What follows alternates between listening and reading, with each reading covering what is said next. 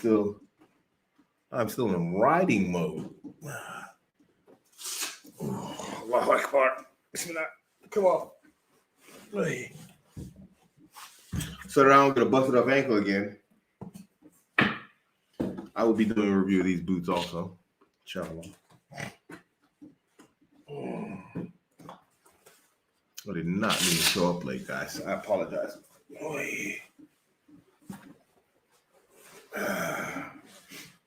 So, let me drop that I am live, albeit late.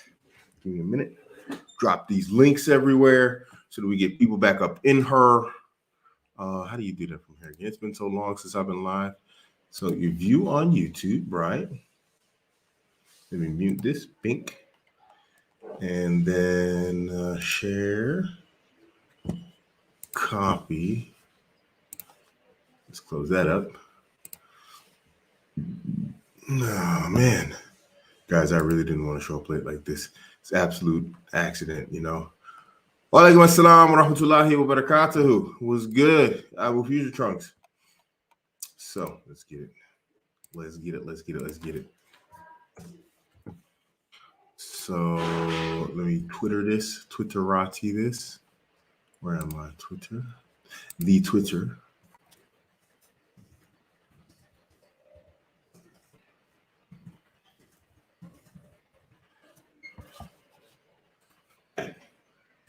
Give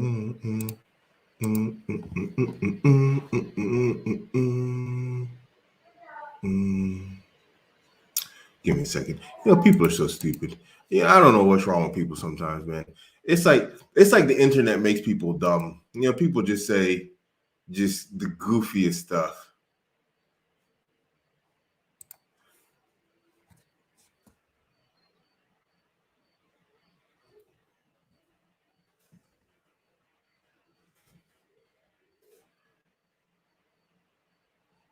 Yeah, you know, sometimes, you know, people say stuff so stupid you don't even know how to respond to it because it's so below your level of intelligence that you're just like, what do I say to something so dumb? I really don't know. I'm sitting here trying to think. You know, normally I have a snappy comment for everything, but just sometimes, and you know, and here's the funny thing: people think they're so clever and they're just stupid. But we're gonna get into our topic here in a second. We're just giving people a little bit of time to show up. But it's just people think they're clever, and it's just like, man, you're dumb. And I don't know how to respond to it because my IQ doesn't go that low. I'm just gonna say, okay, dude. And what else am I gonna say to the people? I don't know. You guys wonder why I'm block happy. It's just, who wants to deal with stupid people? Okay.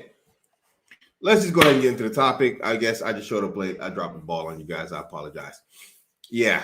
And this is true right here. Women always chase after the bad boys.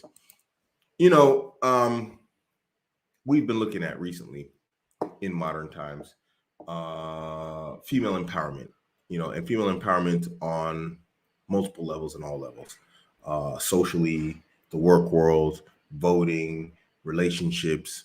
You know, women have been given an unprecedented level and amount of freedom and flexibility to make decisions and choices for themselves in their lives. And fair enough, you know, I'm not saying that, you know, women need to be, you know, corralled. Maybe they do, but that's a different topic. You know, it's a debatable topic. But the reality is that they have been given an unprecedented amount of freedom when we look at, like, you know, human history in terms of how females have been handled, right? And with that freedom, with that leeway and flexibility that they've been given, they've obviously made choices that men in general have come to find very problematic when looking at their choices. And nothing is more apparent in their selection of choices, or, you know, when they have an option to make a choice, is their choice in men. Yeah, right there. Bad boy, unpredictable, plus sexual tension, plus dominant equals fun. And yeah, this is a problem actually. I mean, I understand the formula, but the issue is it's never a good choice. So anyway, going back to the choices. So women are given the option, to pick men that will make them wives and mothers. And they have the other option of picking men that will make them baby mamas, and they always pick the guy that makes them the baby mama. Women, we have seen in this day and age, do not want good men. Now, obviously, this is generalization. We can't say this is all women, but the vast majority of women that we're seeing, especially young ones, they like toxic traits and attributes because it is, as Bad Boy says here, it's unpredictable, sexual tension, and that's fun. And that's what they're looking for. But rarely does this lead to anything good. You know, in the day and age of being a good guy, in the day and age of trying to be a good man and being good at a man, um, it's very difficult to argue with these black pill type of dudes, when the reality is, and we're not talking black pill in terms of the physical attributes where it's like, he's a 5'5" guy and he's just mad because he's 5'5". No, we're talking about like female mate selection in terms of social, attributes and behaviors. And yes, exactly. And what women are going to do is they're always going to pick their feelings over what is rational and sound and the best possible choice. And, I catch a lot of flack for it. I say, women are good at making bad decisions. They're good at making bad choices. And nothing makes this more apparent than picking the bad boys. Now, women during this moment and during that time of making those decisions obviously don't consider their choices and their decisions as bad ones because it's fun. It's exciting. It's, it's whoo, and what are they driven by? They're driven by emotion and that excitement and that need to just feel. And I've said this before, and I'll say it again. Just imagine if men were the same way. If we just operated off our feelings, what's our number one go-to feeling? It's usually anger. Can you imagine how much chaos would be in the world if we did that? Look at men who are raised by single mothers. They, by far and large, they lack emotional control because they have no sound example of emotional control. They have their example are women who move from one emotional situation to the next situation. When we talk about situation, we're talking about a household situation, relationship situation. So his entire worldview and perspective in terms of being his upbringing is emotional reactionism, and this is why we say women have chaotic energy because they create situations either by accident or intentional that causes them and forces them to react to situations. And that's why they're always victims. That's why you're always the bad guy. He made me. I did it because he didn't. I did this because they're always reacting to something. They like situations where they have to react to their emotions because it's, again, like our good brother here, LC said, it's unpredictable. And this is why I say you have to give your women the roller coaster. You can't wait for it because if you are just a smooth, steady guy, give her a nice, steady relationship, no drama, whatever else, she's going to create the roller coaster, the ups and downs and the highs and the lows, the emotional ones. And when that gets boring, then she's going to find somebody who actually gives it to her, which means AKA cheating, picking the bad boy. But the reality is, guys, just looking at women and their behavior, they don't want good dudes. And one of the biggest problems with this is, or it's not, I don't even know if one of the biggest problems is the word I want to use, the words I want to use. Okay. Mumtaz, one second. So, we make these videos, a lot of the guys in Manosphere, Red Pill World, whatever else, and we aim them at women. I do it. But really, these videos are aimed at men to understand the behaviors of women. They're not really aimed at women. So when I say, women, and I have a whole string of videos coming out to women about picking the bad boy. So, she has an office husband, she has a side dude, whatever else, and she's got her nice, steady dude who takes care of her, and then she's got her side dude who's exciting, Mr. Exciting, whatever else. And I've been telling women it's a bad choice, it's a bad idea, don't mess with these dudes, this, that, the other. But really, the message is for the men just to understand female behaviors and to pay attention to them for his relationship vetting, because vetting is not something that stops, after you get the woman. You have to continually, constantly vet this woman throughout your relationship. And yes, it's a job that doesn't end. It's there until she dies or you die or y'all break up. But anyway, I say to these women, like, you don't want this guy, you want the good guy. You got this guy that's, he's taking care of you, he loves you, this, that, the other, yada, yada. And then, there's the guy in the inbox, he's DMing you, and all he wants, all he's there for is him. He's only there for him. He's just there to use you, and he's just there to, get what he wants. He's not there for you like your man is there for you. He's there for him. And the problem with giving women this message, believe it or not, the problem here is that triggers something inside their brain. Pay close attention, guys. You telling them that guy's just there for him, that triggers something in their brain that makes them want it more. You see, we as men say, dang, well, he's just using, he's using you, he's using me. Or, you know what I'm saying? If we're thinking from a personal perspective, like, why would we want someone to use us? What you don't understand is, and women will fight me tooth and nail about this, but here's the reality. Women want to be used. They want to be used. Barakallahu feek, $20 super chat from Dude Desi. Wa alaikum assalam wa rahmatullahi wa barakatuh. It's always a pleasure to talk to you, bro. Jazakallah khair, man. I'm still gonna hit you up on Telegram. I missed you. This is a problem that a lot of men, and especially Muslim men, fail to understand nor accept, because Muslim men, my brothers, you fine gentlemen, barakallahu feekum, may Allah increase you and grant you khair in this life and the next. You make the apotheosis of our sisters. And if you don't know what the apotheosis is to make something or someone into an angelic type of being. But the reality is, whether women, they will gut themselves with this pen from throat down to their belly. They will take this thing and cut themselves open before they admit that I'm right, but I am right. Women like to be used. They enjoy it. Now, this is not for you to abuse that information and go out and start playing on that inner desire of these women. But the reality is, when we give women these messages, it doesn't turn them away from these dudes, these waste of men, or whatever the British term is. No, it makes it more appealing.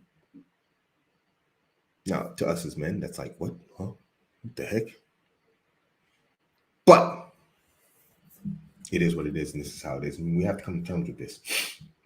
Now we're going to get into solutions, of course, but we just need to cover, just hash this over in my mind, because I'm not prepared, because I just got off a bike. You guys saw I had my helmet on when I came on the air. I came on the air with my helmet on because I was out riding, so my head's like not in mode here, unfortunately. Guys, there's just countless videos on my phone. I got a phone here, it's a new phone, and I've got maybe, like, I'm not even joking, I got about 15 videos that are, they're not staged, and they follow the exact same process and the exact same system, if you will, for lack of a better term. System's not the right word, but it never changes. It's always the same scenario. There's this steady guy. He loves his wife. He loves his girlfriend, or whatever else, if they're non-Muslims. He treats her well, and she's cheating on him with a guy. Crap hits the fan. The dude who loves her is heartbroken and is there for her, but he's just, he can't take it, so he pulls back. And then the guy that she's cheating with, the bad boy, whatever else guy, he is just like Hey, I got the goods. You need help? Help what? Help, like, helping me bust a nut? Is that what? If you're not talking about you helping me bust a nut, I ain't trying to talk to you. And now she loses everything. She doesn't have the exciting guy, and she doesn't have her slow and steady guy. She has the excitement of the moment, and she loves that. These two guys, drama, this, that, the other. But when it really hits the fan, she's alone. And the funny thing about this is, especially with young women, they'll repeat this cycle like 20, 30, 40 times. Dude, it's ridiculous. They will repeat this cycle, understanding the outcome every single time, and do it every single time. Why? Because it's just fun. It's excitement, back and forth, this, that, the other. And this is the core of my statement. I've been saying this for a while now, is that women are good at making bad decisions. The bad boy is always the bad decision. I don't care how exciting or fun, whatever it is. There's stuff I find exciting and fun. You know what I don't do? I don't do it because it's not smart. There's just stuff that, yes, I find exhilarating. It's all physical stuff, from combat sports to what I do on my bike. You guys saw my ankle photos. It was a bad idea. It was exciting, but you know what? It was a bad idea. And that's the consequence. Now, the problem is a lot of these white knights out there, they are going to rescue women from their consequences. But there comes a point when you can't be saved, and that's in your ability to pair bond. Now I'm speaking to women in general, in specific. It's like you lose your ability to pair bond, and actually be with a guy, both from a physical sense and an emotional sense. So,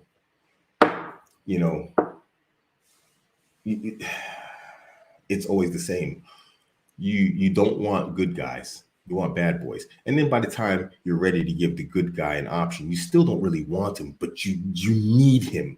You need him because you can't, the bad boy, he's off to the younger version of you. You know how old my ex-wife was? 22. I fulfilled that excitement, and whatever else for her. Unfortunately, she's gone. I'm back down to 3 guys. But I'm just saying, the point of that is they want excitement. They want toxic men. This is why they say, I'm tired of the games. I'm tired of this. I'm tired of that when they're older. Pay attention, peep game. They're just tired of it. They can't keep up anymore. They have all the energy in the world for it when they're younger. And then when you get older, just like men, you don't have the patience for it. They get tired of it. And so what does that mean? It means you is what she's settling for when you're the good guy, that she's ready to settle down and not be, emotional screwing the ceiling. But you know what? You can't live that down. Once you know the excitement, you can't walk away from it. When I was in Qatar, I had 1100. I had a Ducati 1100S, the monster. And that thing was fast, 195 horsepower. It's a motorcycle, tuned out and everything. That thing was just crazy because it was tuned. What I never forgot? That motorcycle. Now, obviously, my Suron is not, an 1100S, but I went out and I got one. It's the same thing. So, women, these young ones especially, and that's what a lot of you guys are. You're young men looking for young women. They want toxic attributes and they want toxic traits in their men. That's what they want.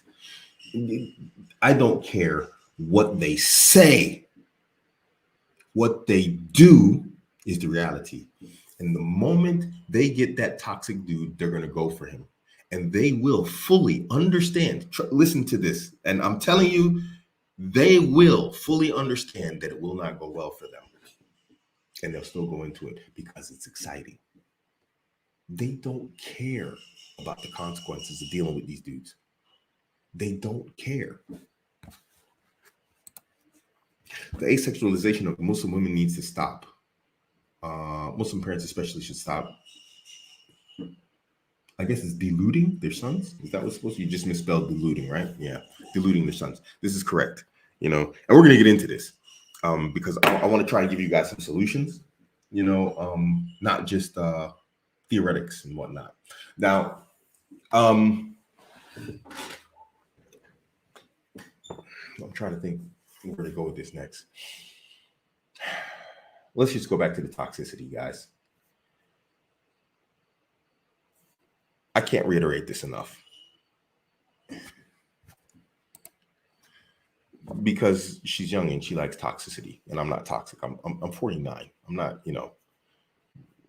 I'm not toxic. I don't have it in me. I don't, I did maybe when I was younger, but nah, it's just, man, it's like, what's exciting about, that stuff? You know, what's exciting about being a toxic male? Other than, okay, you get a bunch of women. But let me tell you something, guys, even that gets boring. I mean, I've been with a lot of women before I was Muslim, and then since I've been Muslim, it's really, it's not like, it's nice, but it's like, yeah. You know what I mean? Ask a guy who drives cars for a living. We all love nice cars, but his job is a car tester. Ask him how excited he gets about driving a new car. It's like, yeah, that's nice. It's nice. Ooh, I really want to try it, but it's just like, yeah. I don't know if I'm making sense here. Why? Because she doesn't want a good guy. She wants an exciting guy. And in right now, she's going through it because she got her exciting guy. I'm not a guy who's a prisoner. I'm not a jail keeper. You want to go, you can go. And guess what? She's going through it.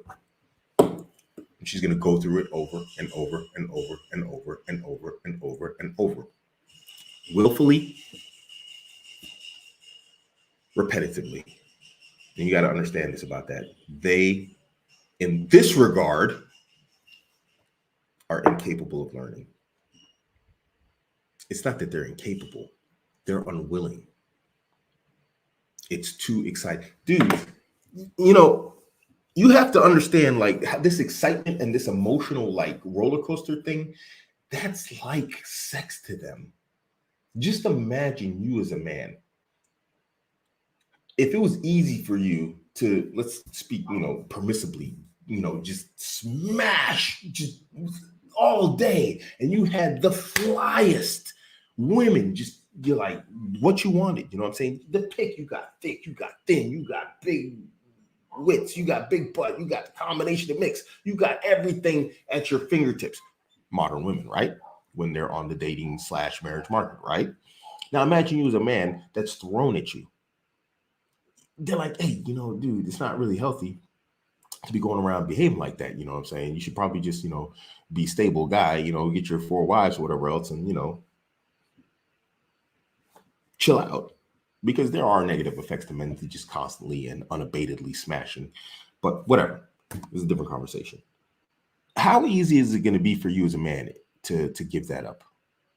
If that's just available to you at your fingertips. You could just get that how you wanted, when you wanted. And for the Muslims, let's say you could do this permissibly. What would be your incentive to slow down?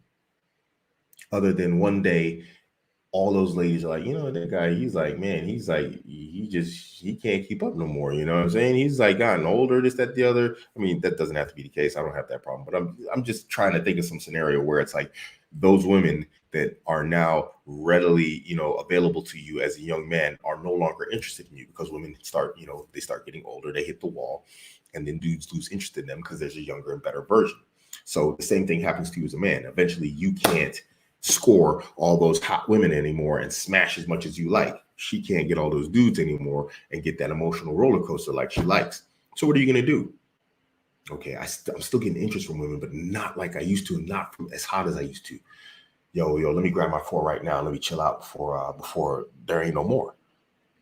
That's the nice guy. You're the nice guy. Whoa, things are slowing down. Things are changing. Whoa. Nah, I'm tired, man.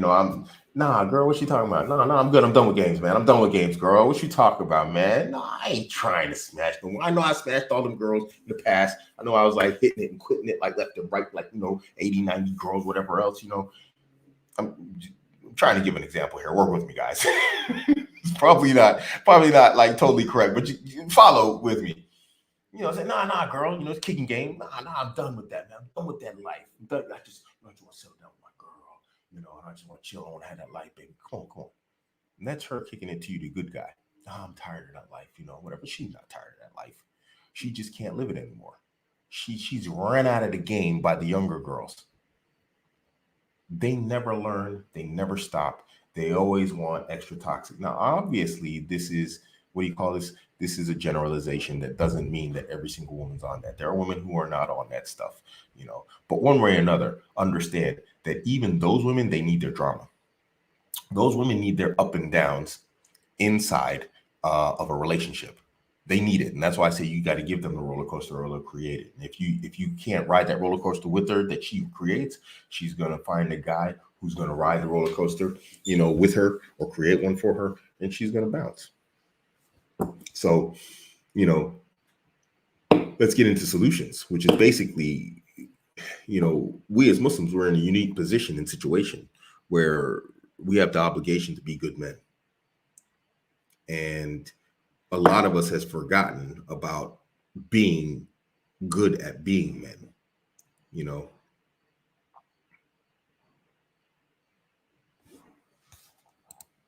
Absolutely.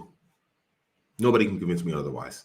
I've been observing this very closely recently, and nobody can tell me otherwise. Like I said, they will take the dull end of this pen and they will cut their own throat with it before they admit it. But they know, 100% they know. There's no doubt in my mind anymore. They know, and they're okay with it. And this is one of the biggest problems we have as men, both Muslim and non-Muslim. This goes back to what I was saying about they like to be used. This is why I say when we give this message to women, we're not really helping fix the situation. You're building an excitement in them like, what? What? It's like that? And when I say being used, dudes, let's not confuse ourselves about what I'm talking about. We know exactly what I'm talking about. They enjoy it because it's all part of that entire toxic behavior that they go for. Now, this is why I tell brothers, and now we're coming into solutions. Now, when it talks about being used, I say treat your women well, and you do. You should. Absolutely. Respect her, love her, treat her well. Not beta blue pill stimp stuff, but she's your woman. And you should treat her well. You should, treat her with, the dignity that's, accorded to her as your wife. But at the same time, what have I said before? And you've heard me say it before. You need to treat that woman like a piece of meat. She's your wife. She's permissible to you. But at the same time, you absolutely treat her like a piece of meat. Because you know what? That's what Mr. Toxic is doing. And you know what? She's going to be perfectly happy with. If she wasn't with you, if she wasn't married, or if she was out there chasing the toxic world, she'd be perfectly happy with Mr. Toxic treating her like a piece of meat. You have to take on that role. Just make it permissible. This is where the concept came in. And now I'm going to bring together a lot of stuff because I'm going to speak a lot more frank because Abuamerican's probably, as we know it, as you guys know it, is going to end. And I've said this before, I'm getting tired. I'm just getting tired of dealing with this stuff, because it seems like people don't want to learn. The women don't want to learn from the Muslims and the men don't want to learn from the Muslims. And so it's just like, who am I talking to for what? Because it's just like dudes are just shut off. They are completely shut off to the reality of the world. Reality is hard to face, and I understand that. It's ugly. It's not pretty. It's not nice. It flies against the wall in our mind as like a huge bag of just rotten trash of what we want to believe and what we want to think. And so I just don't know who I'm talking to, because I got my core brothers in the men's community. I'll talk to those dudes, and the dudes in the membership area, I'll make videos for them. But as you know, like this, it'll probably going to end, talking to myself. But anyway, back to the point, my rant there. This goes back to the concept that I was talking about in the show I had a while back called Halal Bad Boy. And this is the point of making that term that I was always trying to find a way to present to the Muslims, find a way to speak to the Muslims about you brothers being halal, but being a bad boy. And it is possible, but you have to do it within your relationship. So like I said, get married. And when you're married, treat your wife well. Don't crap on her, in the in the social sense. But at the same time, as a woman, that concept of that bad boy, she loves it, Mr. Toxic. And so what do you have to do? Treat her like a piece of meat. Now, again, don't confuse what I'm trying to say here. I'm not saying Abuamerican says, treat your women bad and slap them or whatever else and cuss her out. And that's not what I'm saying. I'm not saying that. There's a fine line between, being an actual toxic person and being what is necessary to keep your relationship together. And it has to be real. It has to be sincere. And that means it's like, and guys, don't misunderstand. I've said all this stuff before. This is a repeat. I'm bringing a lot of this stuff together on this particular show. I've said this before. Brothers out here, you're getting married and then you go on a honeymoon. And then what does brother say? Hey, Abuamerican. I've had this conversation multiple times. Brothers who have no idea who the other brother is. 5, 6, 7, 8 brothers. Now you have to imagine, for me, that's a lot of dudes saying the same thing from dudes who never said, who don't know each other. And what did they say? Yeah, bro, on the honeymoon, I want to, get together with her, and read Quran and make salah. And, I want to do this and I want to do that and make dhikr with her all night. And you know what? Those are beautiful things. They really are. But she's waited how many years to be with a man? And now the first night you're together with her.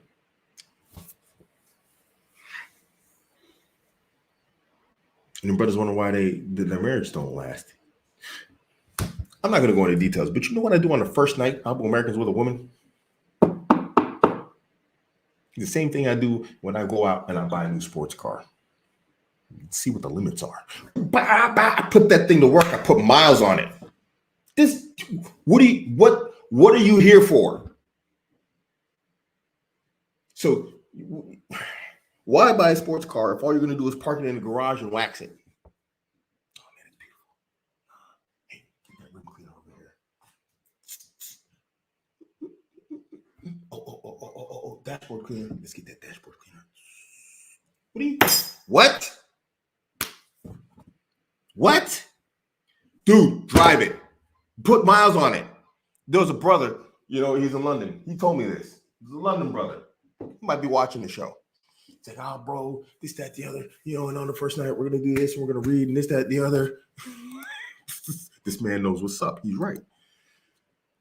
We're going to do this. And I was like, bro, when you go to the restaurant, you order a steak. I said, when you get a steak, do you sit there and you look at the steak? Oh, it's beautiful. Look at it. Oh, it's amazing. This, that, the other. You look amazing. This, that. I said, until it gets cold. I said, no, that steak is hot and it's there for a particular purpose. The entire purpose of the steak being available to you, her making herself available to you by marriage, is to be devoured. That's where the piece of meat comes from. What? Why do you think she's there? Why did she marry you? So y'all can just hang out? Hey, it's fine. You can do that stuff. I'm not saying it's bad. Read Quran with your wife. Pray with your wife. Make dhikr with your wife.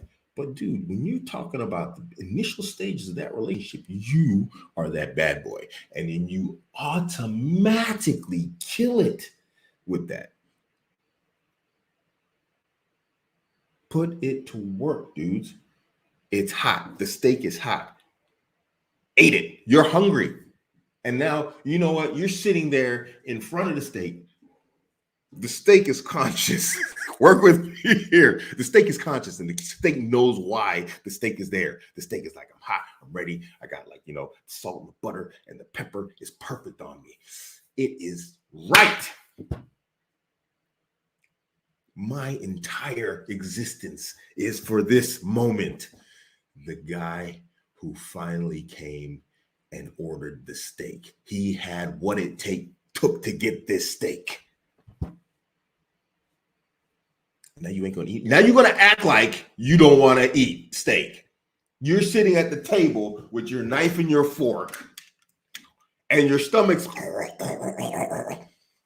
Oh, yeah, that looks amazing. It smells great. Yeah, so let's just enjoy the moment. Let's talk about what type of cut this is. And, and if this cut is, what you look like? You look like a coward.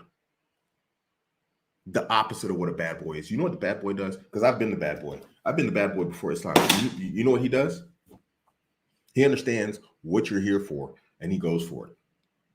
That's what the bad boy does. You are here for this and I'm here for this.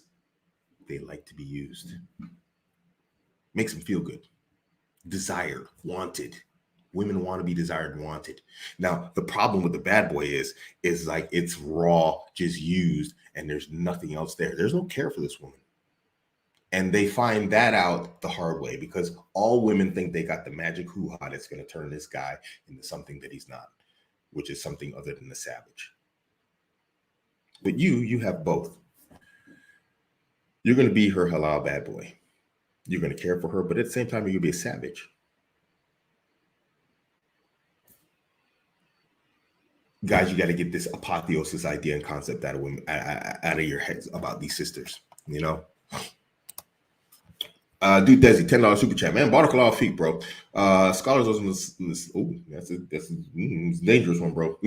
Scholars also misled Muslim men by downplaying the sexual intimacy on a nuptial night. I wouldn't say that.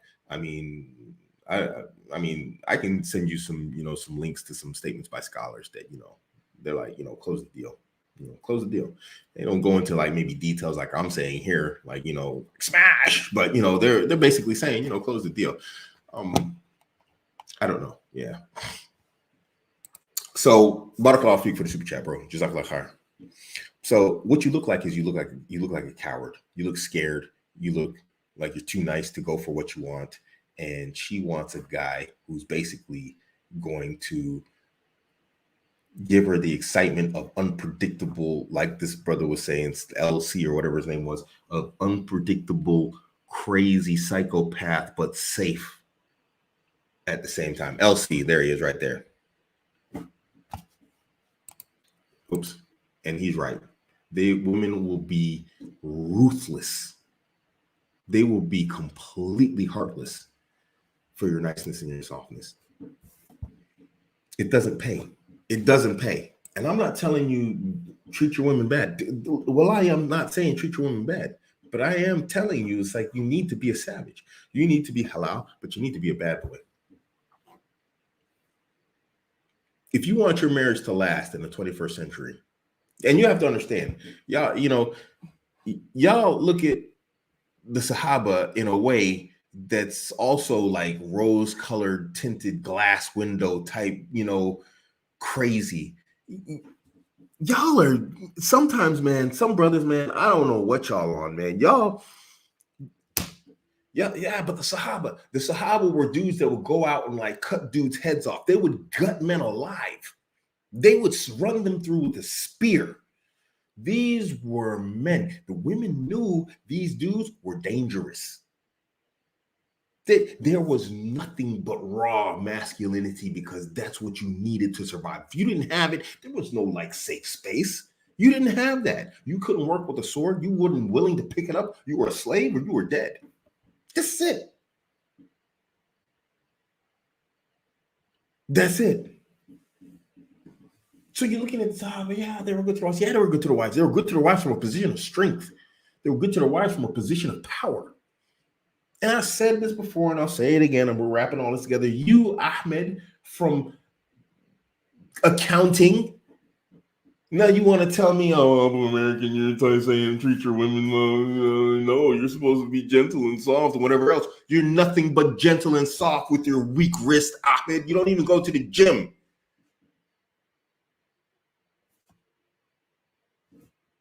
And you want her to respect that, huh? Because you know what? The same core desire that makes her attractive to you, guess what? She has that same core desire that makes men attractive to her. You ain't got it. Now you want to tell me, well, American, he's like a bad guy. He said, do I little women but toxic? Ugh. Dude, Desi, barakallah feet, man. Jazakallah khair, bro. $10 super chat. Does not smash your wife on the first night lead to problems in the marriage many years later? Isn't it? No. What? That's what it's made for, bro. We're talking about intercourse. We're talking about male and female intercourse. It's literally designed for that. Bro, let me tell you something, bro. I'm a man with 9 children. I've been literally in the birthing room with some of my wives.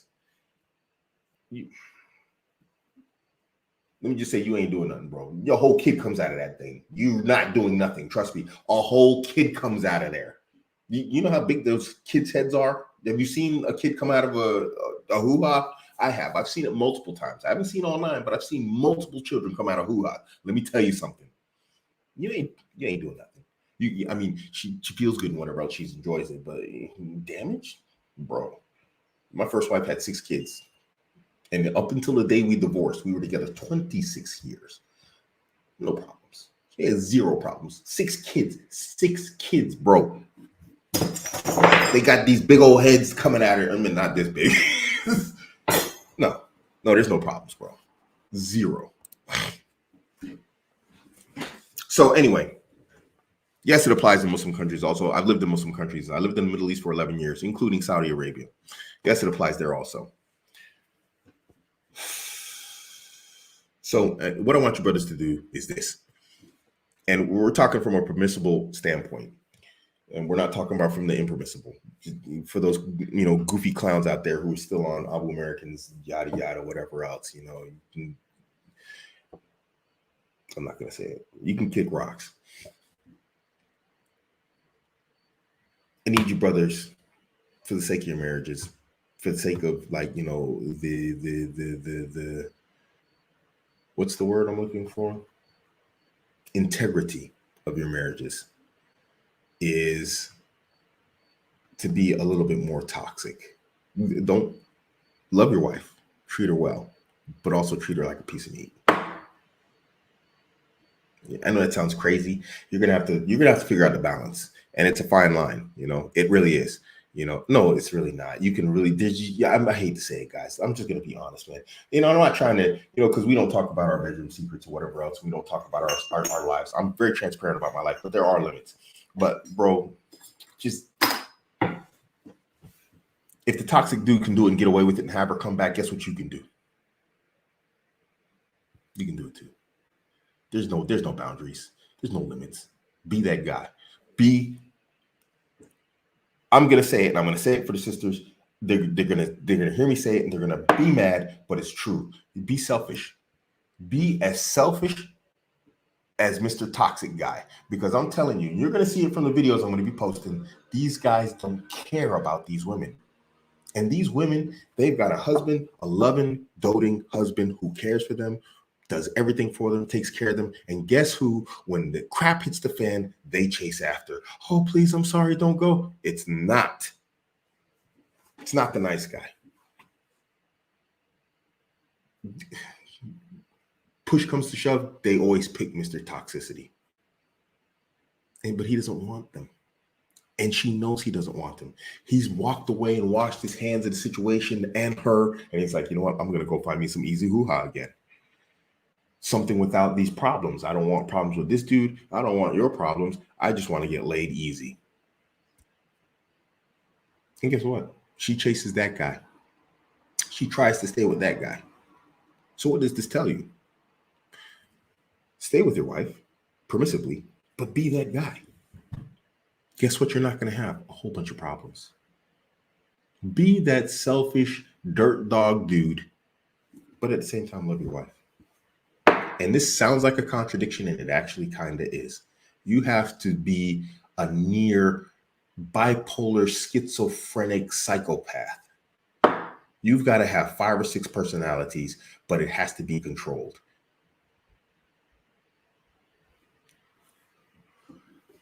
You don't have to do it. You don't have to do it.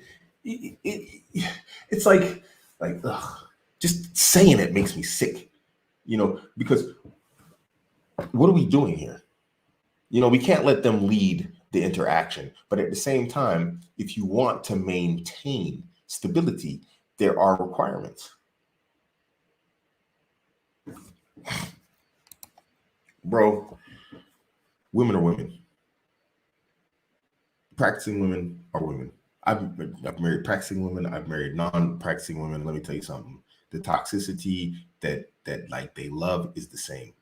That has nothing to do with their religious practice. What differs with practicing women and non-practicing women is that practicing women, they are not going to go cheat. They're not going to step out of a relationship. They actually have, alhamdulillah, they have taqwa, and they stick with that. But really, at the end of the day, those things that make your marriage happy are the same with practicing women like it is without practicing women. 100%. But again, this is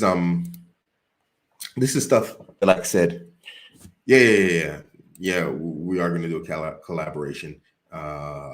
Me, Mehdi, and Red Pill Arabic. And we're going to talk about some stuff, because I'm not gonna lie, I went through some drama recently, with my latest wife, who's, she loves her toxicity. I'm not a toxic guy.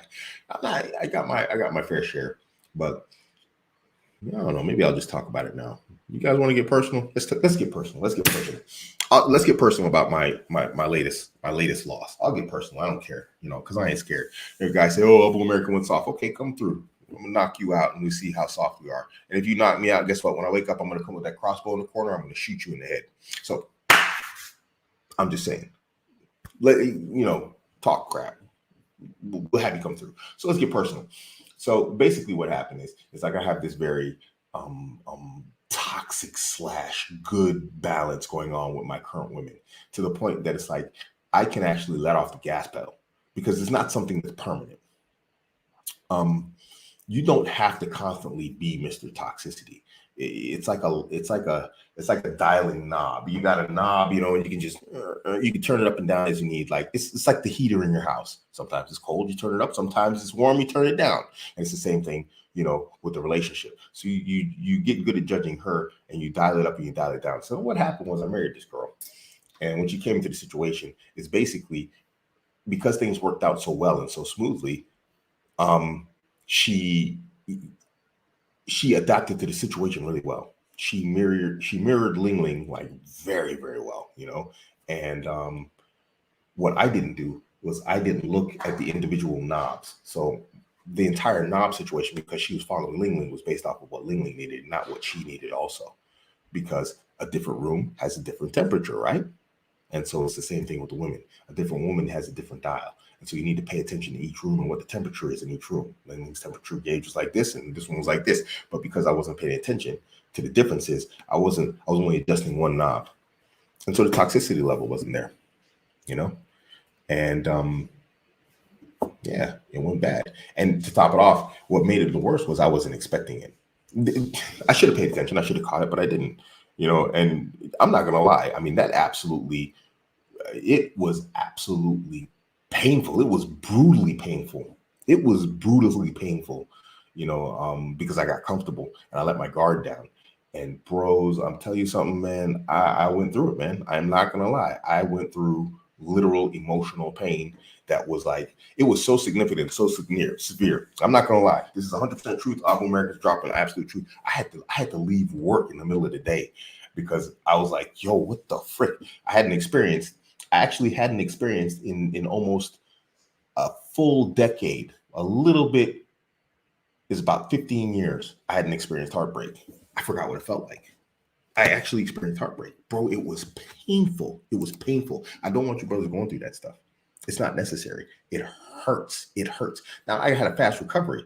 I recovered that day, because I realized what was going on. I knew what I was doing, but still, it was like, even though I was recovered and I could function again properly, where I couldn't in the morning, I was just like, yo, I gotta get the frick out of this place. I was freaking out. I was calling my homies. I was like, yo, I said, man, I don't know what's going on, bro. What am I doing here? What am I dealing with? I didn't know. And I had to walk through it with my homie, JW, who I used to do the series on Hydra with.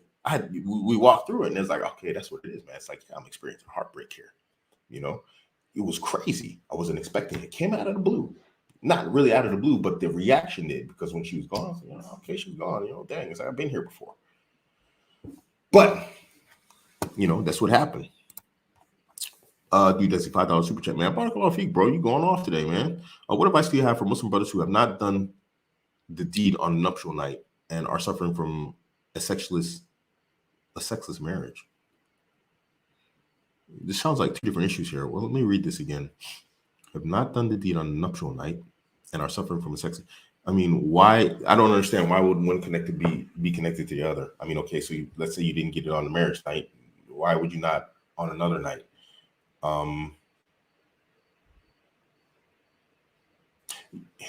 I'll give this person the same advice that I gave another brother. So, but this is, again, everything is situation and it's situational. So I was giving advice to a brother from the UK, and he was having some issues at his house. And his wife was, so when I do one-to-one consultations, I get a breakdown of the dynamic in the house. We go over questions and answers. What's her education level? What's your education level? What's your income level? What's your income level? What's this? What's that? So we can see how the relationship power dynamic plays. I say like, well, how does she react to this? How does she react to that? Then we understand. I get a baseline of where the relationship is at and how she sees him. And I'm like, so after talking to this brother, I'm like, man, your woman's into you. And he's like, yeah, she seems like she is. I said, yeah. I was like, so when you're having these things, when she's rejecting you, she's testing you. And so I said, bro, next time this thing happens, just grab her, literally just grab her and just take her to the room and go to town. And he was like, what? I said, man, I can't do that. So I said, bro, just freaking do it. And this is the advice I gave him. And I know this brother watches the channel. I said, bro, do what I tell you. I said, just grab her and take her to the room and get to work. And so I don't know, about 3 days go by. He hits me up and said, bro, Abuamerican, man, I was thinking about what you said. And I was having this conversation we were having, I don't want to get into too much details. We were having guests over, this, that, the other, and they were supposed to be there in 20 minutes. And there was some back and forth and yada, yada. And I was just, I was just feeling some kind of way. And he's like, I just did what you said. He said, I literally picked her up and I took her. She was freaking out like, oh, what are you doing? Oh, guests are coming, whatever else. He said, dude, it was just boom. He's like, dude, she's been over the moon for like, ever since then. And that lasted a long time. That one moment lasted him like months of like peace. They gave him months of peace.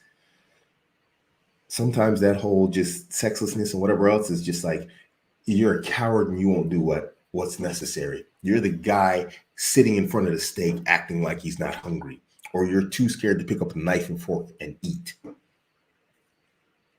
So, if now you get this whole that's marital rape type thing, oh, blah, blah, blah. Yeah, I mean, you got to get out of there, man.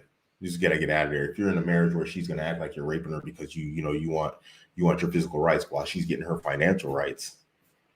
Nobody talks about like financial rape. I feel abused and abused. I feel raped. She's getting all her rights and I'm not getting it. Get rid of her. What's she there for? Test the waters and find out what's going on. Test the waters and find out what's going on. So,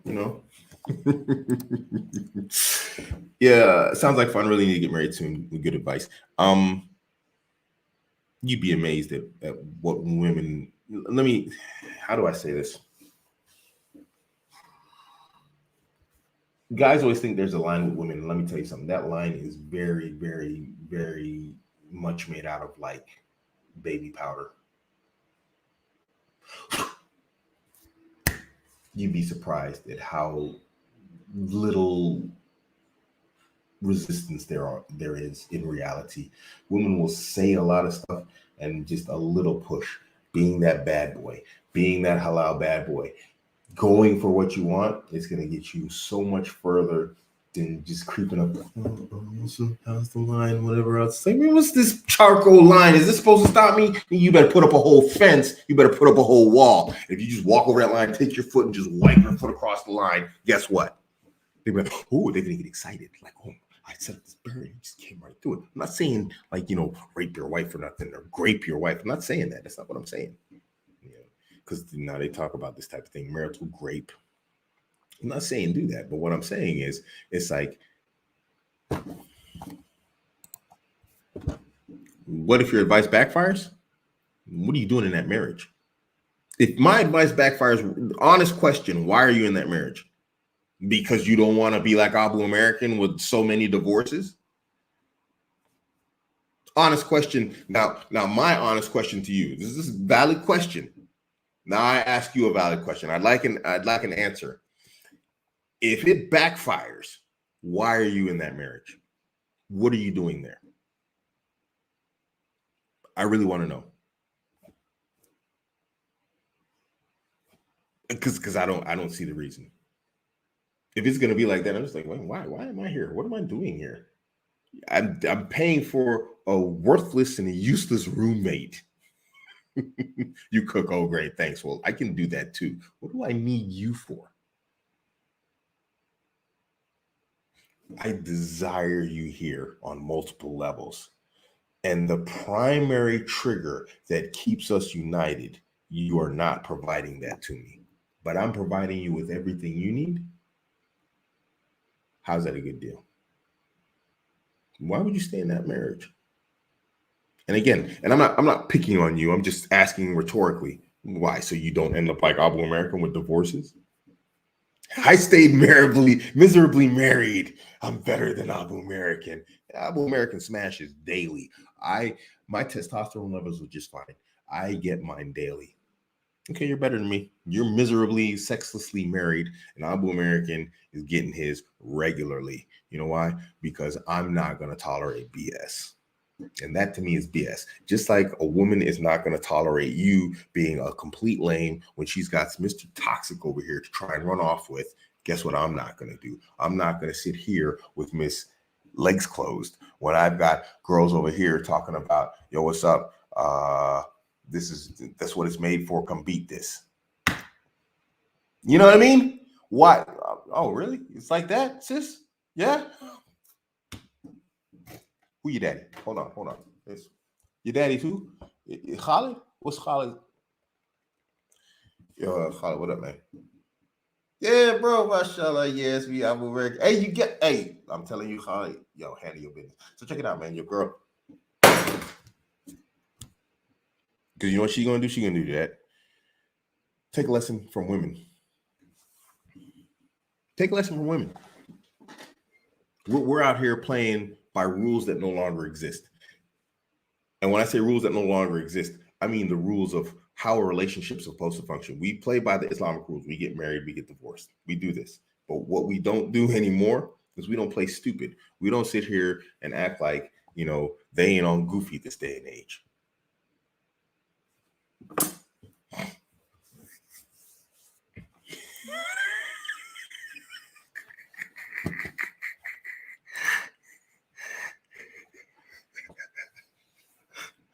I love you guys, man. Y'all are so funny, man.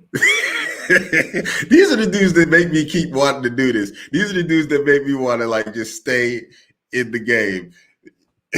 Yeah, man. Yeah, they want bad breath dudes. Absolutely, man. That halitosis game. The halitosis game is on point, homie. She likes that that. You remember that unexpected surprise that they like? That's it right there. She likes unexpectedly bad breath. Yes, absolutely. You play that halitosis game, my homie. Go for it. You tell me how. Do a field report, please. So anyway, don't stay in those situations, because a woman, listen to me, and it's okay to take lessons from women. It really is.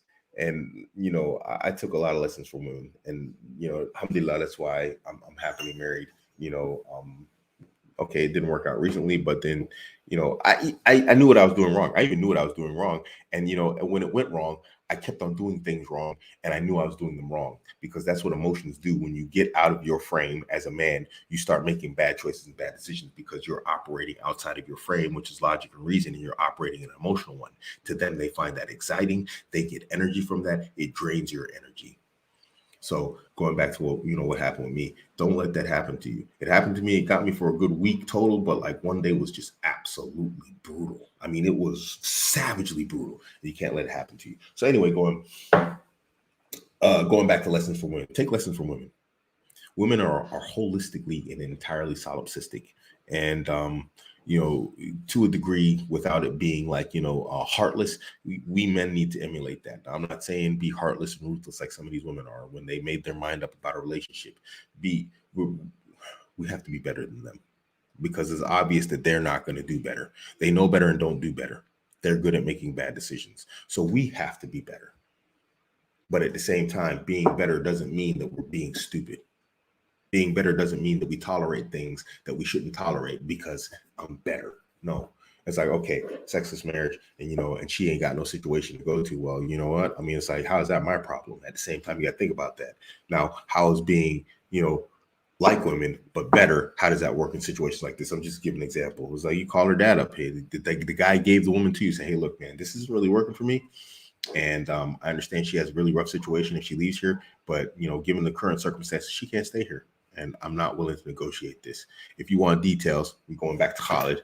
Khalid, you want details? I'm gonna tell you the stuff that made it so that your daughter could be here to marry me, aka the baby maker dance. We're not doing that here. You're not gonna be a grandfather, Khalid. You don't have to say the baby maker dance. Say, Khalid, let's just say like this: you're not gonna be a grandfather, and you didn't marry her to me so that you could die not being a grandfather. Khalid, I can't do this. I got someone walking around my house. I find them very attractive, and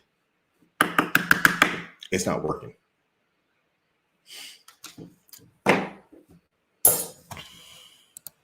For what? I've been over this. For what? Why? You know, I've seen something. I've seen this. Listen to me. This is near 90% accurate. And I've confirmed this with women recently. This is supposed to be a video for the member section, and I'm going to do details in the member section. But I've confirmed this recently with women. Dudes they have slept with are the dudes they follow. You do with that as you please. I've talked to multiple women, and that is exactly the case.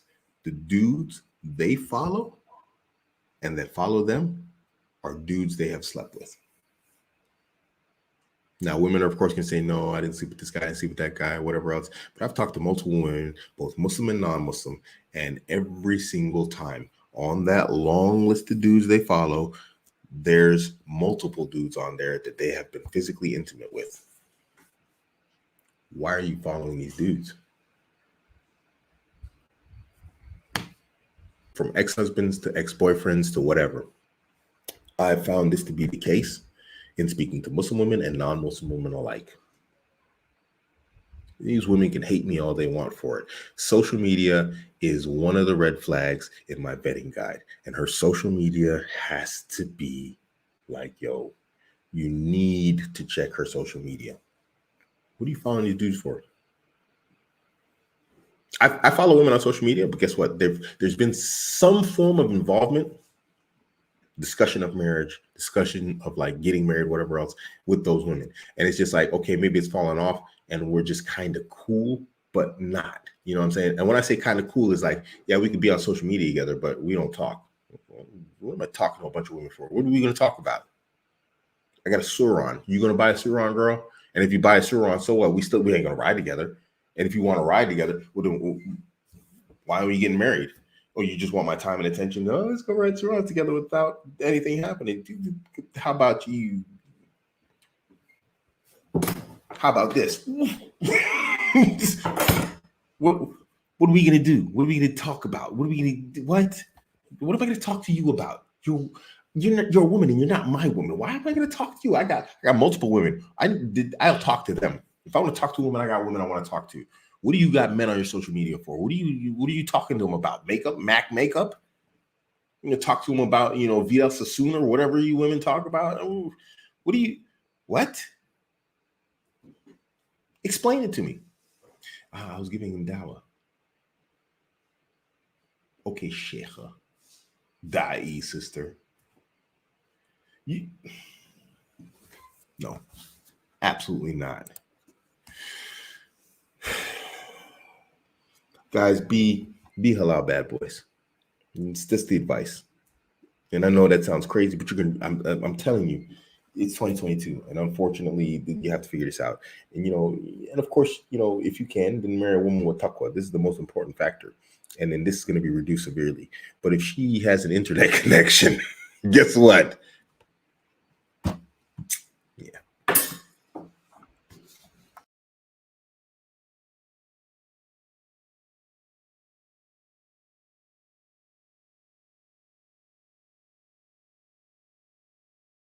Sorry about it, guys. I hit my mouse has like a back button, and I hit it on accident. I like popped myself out of the studio. Sorry. How do you avoid getting attached to your woman? Like avoid to the point where you need her? Well, yeah, being needy. Yeah, I mean, well, this is a tough question, man. This is a tough question because there shouldn't be a problem with being attached to your woman. There shouldn't be. she's your woman. I mean, you share a level of intimacy with one another that obviously is not common or regular, unless you live in like one super like, just hedonistic society, which then that's just a society of broken people. So being attached, I don't think is the problem. Being needy is a problem. Being needy is it's a problem in general. Nobody likes it. Nobody likes needy people. Men don't like needy people. Women don't like needy people. So this is a personal problem where you're dealing with some sort of insecurities or some sort of like shortcomings, and you're looking for that other person in a semi codependent way to like, shore up what you're missing somewhere. Um, so be attached to your partner. That's fine, man. I'm gonna say it. Guys can get mad at me all they want. Be attached to your partner. That's normal.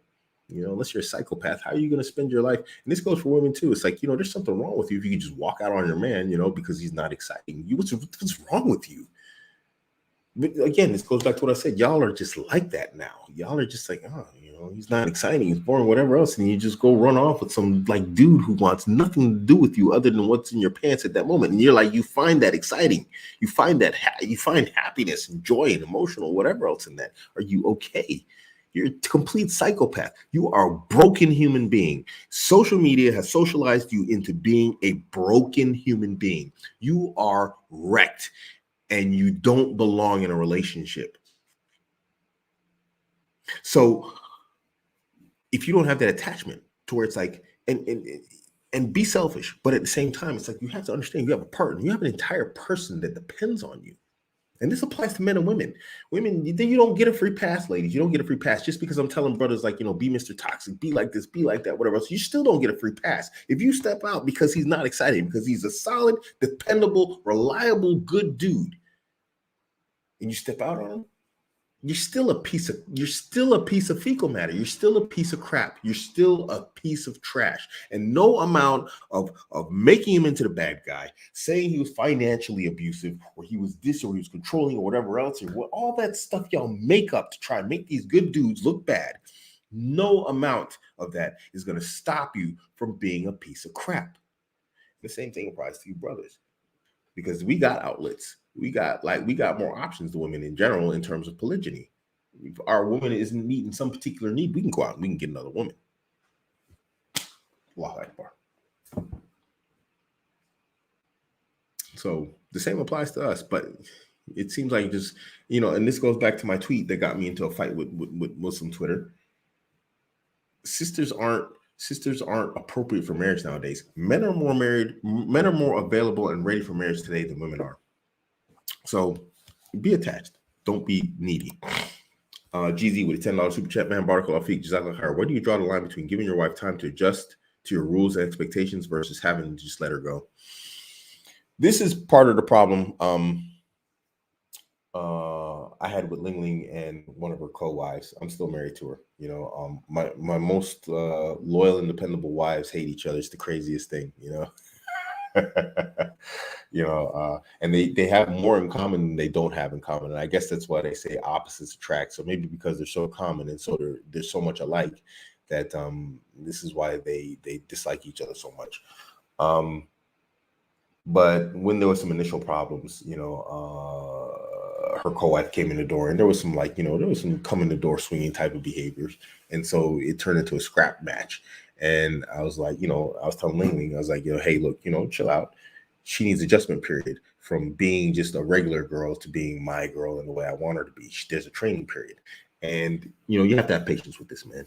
This is supper. This is where if the woman's not doing anything that's like, extraordinarily goofy, like, entertaining other men, she's not doing this, she's not doing that. She's not doing the red flag stuff. She's just being a drama queen. She's creating the roller coaster because you're not giving it to her. But she's not stepping out on you or anything. She's enjoying her roller coaster that she's making. And, she's fine with that. And she's fine with staying in a relationship, but there's a lot of drama. Until you train her out of that, man, just have patience with it. It's not fun. It's not fun. It's not fun dealing with women with drama. But if that's the most you're getting nowadays, bro, just deal with it until she comes around. And it could be the case she doesn't come around. And I'm not saying you need to live a life full of drama, but you do need to set boundaries and you do need to train her into being what you want. And you got to channel that just crazy energy they got. So this is not stuff, believe it or not, this is not something that I would divorce a woman over. People think I'm divorcing women like left and right just because, you burnt the eggs. Talak. It's not like that, guys. I may have been married and divorced a lot, but when I married and divorced, my divorces are some serious red flag stuff. It's like, there's another dude involved, there's shirk involved, there's Hummer or drugs involved. I've seen it all. And people are just like, oh, Abuamerican's playing games, whatever else. And then when I started looking at this and I was like, started seeing the outcomes, I'm like, okay, this one I got rid of because of shirk. This one I got rid of because of kufr. This one I got rid of because of alcohol. This one I got rid of because of guys. I was like, yo, this isn't really them. This is me. I'm making bad choices here. And the vetting guide was born. 100% accountability. But drama, man, if that drama's not involved in some other dude, yeah, dude, what you gonna divorce her for? Because she's a woman? You know what I'm saying? You're going to take your dog and tie him in a bag and throw him in the river because he barks? That's what he does. He's a dog. He barks. And the women are the same way. She's a woman. She's going to drama. Just remember what I said there. Tie it all together. Remember, we're tying it together here. What did I say? Women are epileptic terrorists. She's going to have a fit in a seizure, or she's going to go off the reservation and do something crazy. You can 100% count on an attack coming. It's going to be an epileptic attack or it's going to be a terrorist attack. But it's coming. It's coming. And you don't know when it's coming. You don't divorce her because she's being a woman. You don't shoot in the permissible sense. Just work with me here, guys, with the example. But if you had a dog and it was permissible to have dogs, would you shoot it because it started barking? Goddamn dog's barking. Well, sir, it's a dog. Yeah, but you see how crazy that would sound? So you're gonna divorce her because she's being a woman? No, divorce because she's being a woman. Don't do that.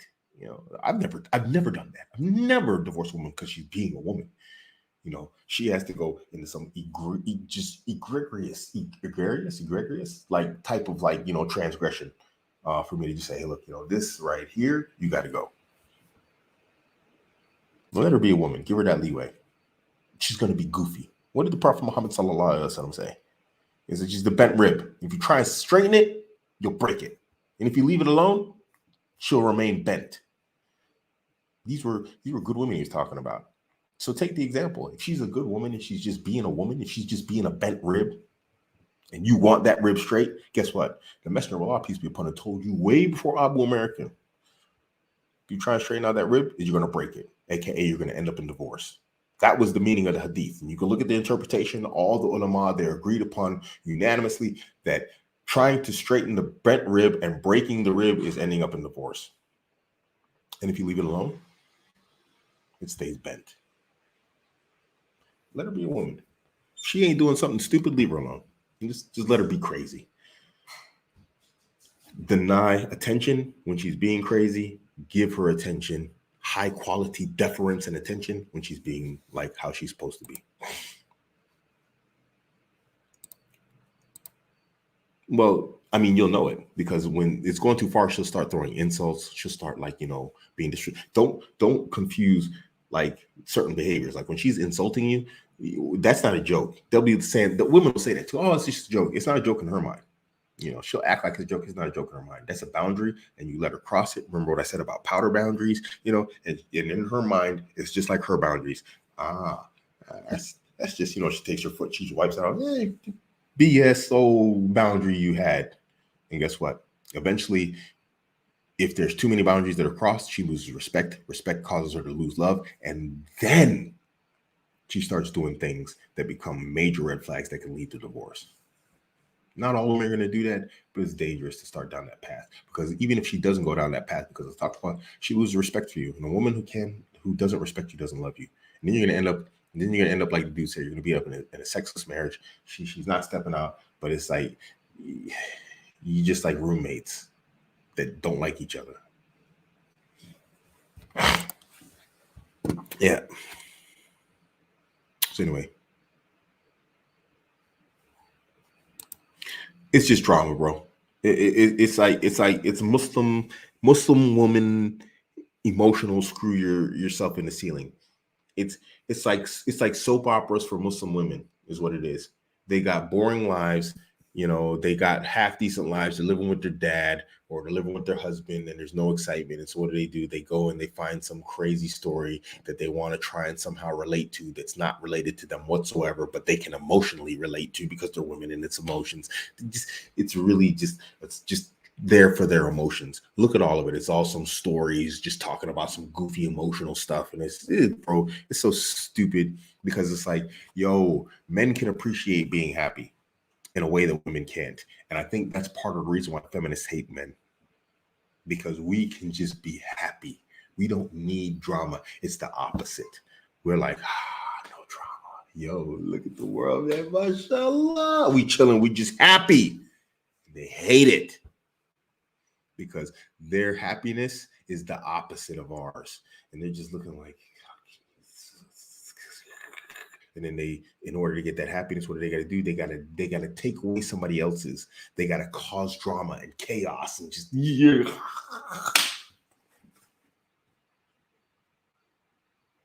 so if you don't have any, what do? You create some.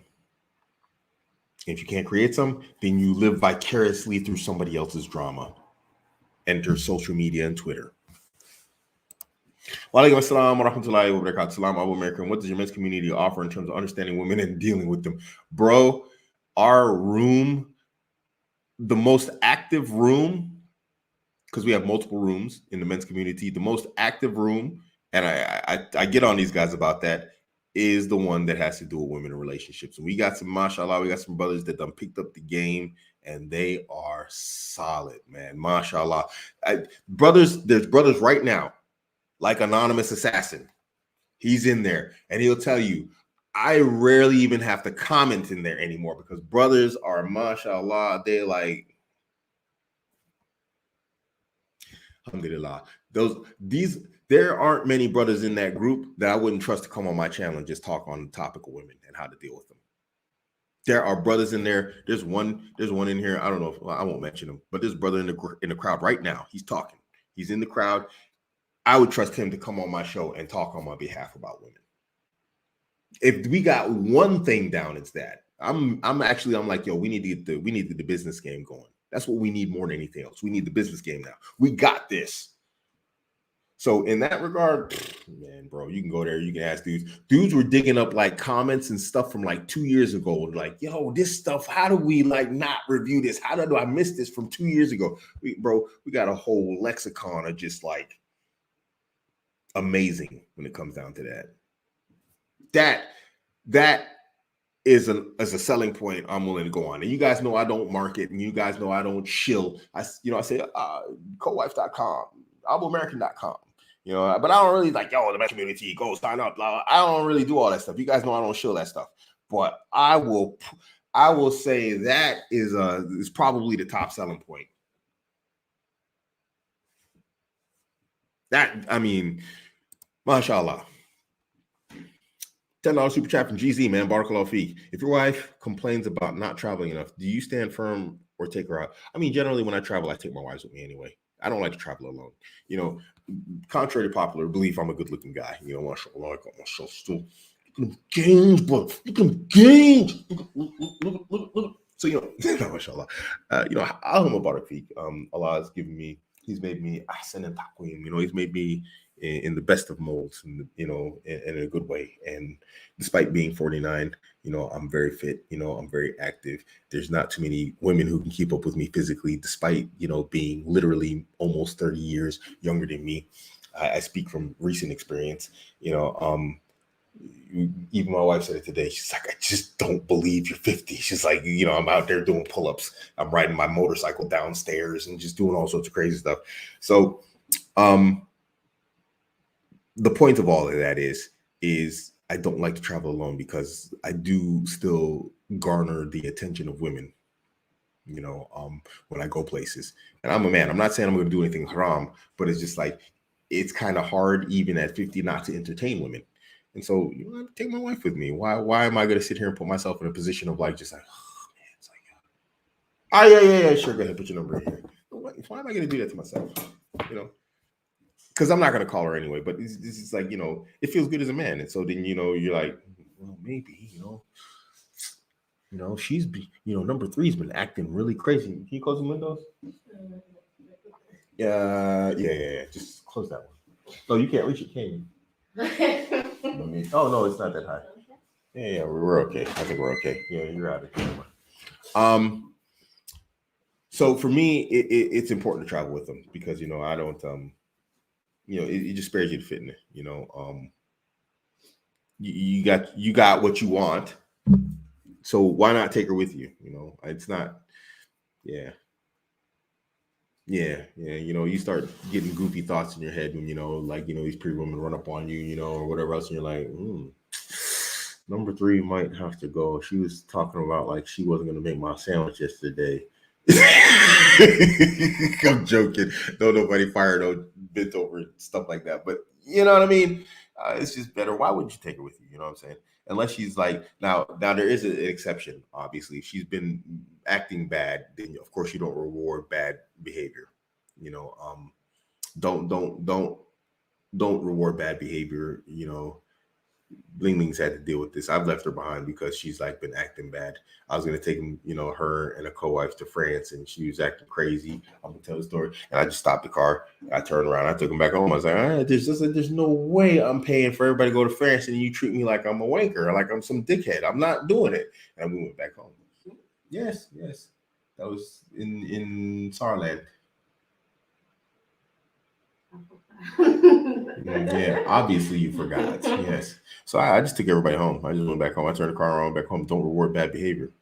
Don't do it. So she's not acting bad. Take her with you, man. Why not? Unless it's like logistically not possible. Like we have a lot of kids, so it's logistically not really possible or viable to take her a lot of places with me. But when it is, I take her somewhere with me. Why not? So yeah. So mashallah, you brothers going off. Mashallah, barakallah feek for all these super chats, guys. Jazakallah khair. Yes, Anonymous Assassin is in the community and he's right. It is on Telegram. I'm trying to do call-ins, man. I don't really know how to do it. I ain't gonna lie. I'm not really sure how to do this stuff. I've tried to, cross the technical hurdles and whatnot, and figure out ways to bring people on. I actually have this interview with this woman. It was supposed to be yesterday. She's a non-Muslim woman. Oh, Allahu Akbar. But it's like, wow. Yeah, even Ling Ling's laughing because she's really like, wow. I got to set some rules for her on how she's allowed to dress and how she's not allowed to dress. She's really out there. She's a non-Muslim woman. She's interested in polygyny. She's interested in heterosexual polygyny because she's got the gay, and so she's with multiple female partners, and she wanted to talk and ask questions about like Islamic, polygyny and whatnot. She wanted to learn. So, I thought it says like a dawah opportunity, but wow, this girl is really out there by Islamic standards. And so I was like, yo, because I didn't get a chance to talk to her about rules and whatnot, and like, yo, don't be talking about no crazy stuff. Don't be coming on the show dressed all nuts. We decided to push it back till next Friday. So yeah. I want to try and do like Kevin Samuels and have people on, have guests on, both men and women, and just go over stuff, But there are some technical hurdles to it that make things quite complicated and difficult. And he really found that, and he did a good job with it. Kevin Samuels. Unfortunately, he didn't die as a Muslim. Unfortunately for him. Brother, can you unblock me from Twitter? I look up to you and have no idea why I was blocked till bro, here's the thing. I have a block bot. And that bot, there are specific requirements and that it uses to block people. So that means you met a requirement of being blocked. It just blocks people ahead. If you follow me and you meet the criteria, then you're gone. And it is merciless. So that means you met that criteria. I'm not really sure if I want to tell that criteria here, because then it can be easily circumvented and I'll have to come up with a new criteria. Yeah, I'm not gonna say it. So basically, it's kept the trolls off my Twitter. You know, my Twitter is almost troll free now. I mean, I think the trolls moved over to TikTok anyway. They moved over to TikTok apparently. I was told. So yeah. But anyway, you met the criteria if you're blocked. If I didn't like have some direct interaction with you and you were blocked, then that means there's a reason. And the bot is very accurate. The bot doesn't miss. Trust me. There's no accidents on it. I was very, very specific with it. And like, yeah, it's pretty brutal. So I'm not really sure what to say, bro. I mean, I like my drama-free status. Yeah, brand new. The bot. There's criteria even for brand new accounts, bro. Even for brand new accounts, like brand new accounts that have no avatar. I'll give you this one. Brand new accounts that were made within a particular time frame, and then have those added criteria, they get blocked. You know, so it doesn't even matter. It could be like made this day, and you like, you know, that's like a red flag, but that's not a block criteria. You know, and then on top of it, you like do some other stuff. You know. And then it's just like, yo, screw this guy.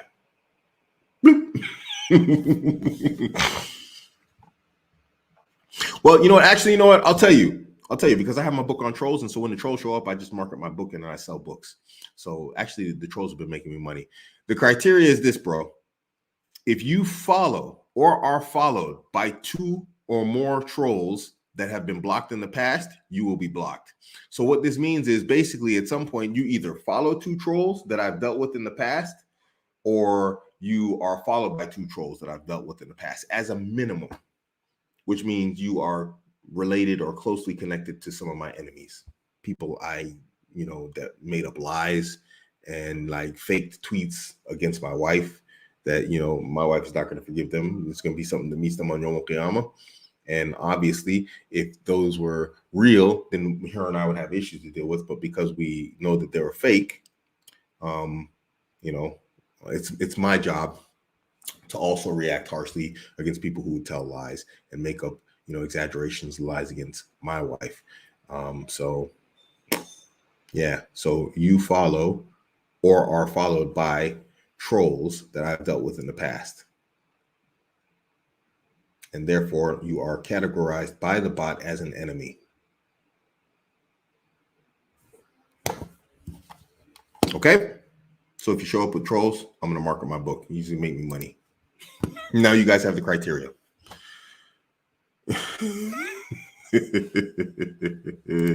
Mashallah, barakallah feek. I made a bunch of money off those dudes, man. Alhamdulillah. Those dudes, they're actually good for business. Things died off, actually. I still make half decent money, but it died down, bro. Those dudes made me money, man. Mashallah. I kind of wish they'd come back. Those guys really brought the bank in, man. I hope they got paid too.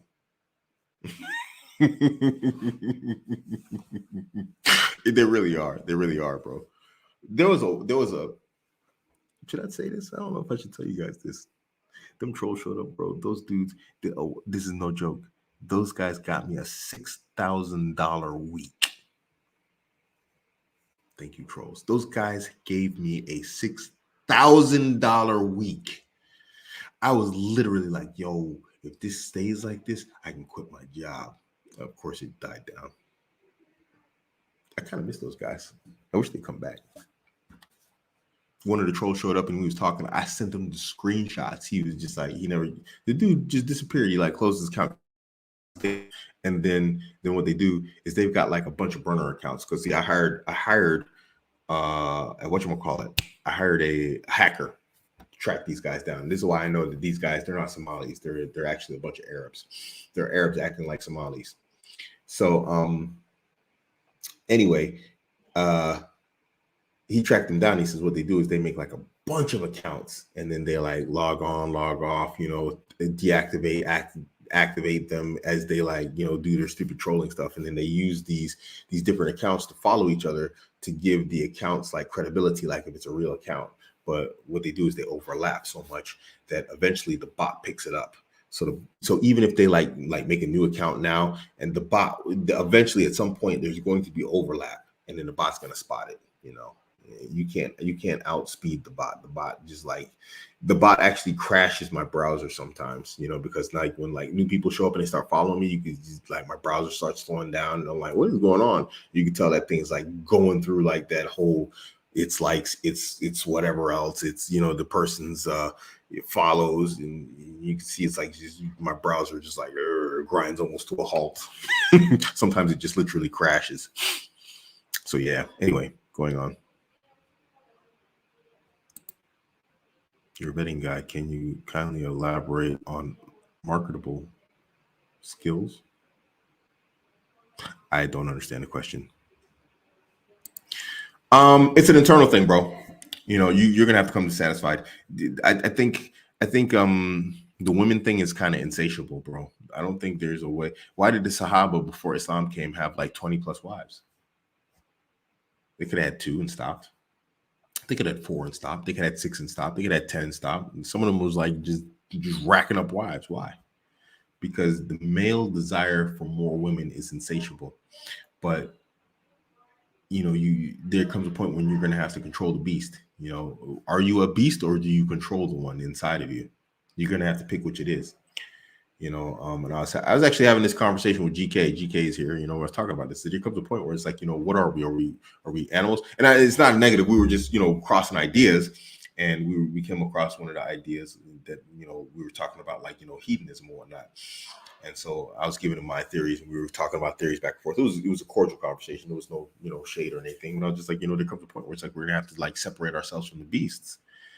I mean, it can't just be all hedonism. And so I stand by that. Yeah, maybe it's 4 wives. Can I do more? Yeah, absolutely. I can go ahead and grab more. You know what I'm saying? Even as a Muslim man with 4 wives, what are you allowed to have? Right hand possessions if the conditions are right. If the conditions are met, you're allowed to have right hand possessions, right? And the Sahaba had what? Sahaba had multiple wives and right hand possessions. You're never gonna have enough. It's an internal issue that you are going to have to learn to control. There's no amount of marrying, divorcing, being allowed to marry so and so many women. Look at the Mormons. Some of these guys got like 40 wives. Why? Let me tell you something, man. Let me tell you something about this. It don't make sense anyway. It doesn't make sense. I was recently living with 2 women in this house. You know what you have to be, bro? You have to be the cardio champ to live with 2 women. Because when you're that guy to women, up until you're not that guy, guess what you're gonna have to do? You're gonna have to perform, homie. They're gonna want it regularly.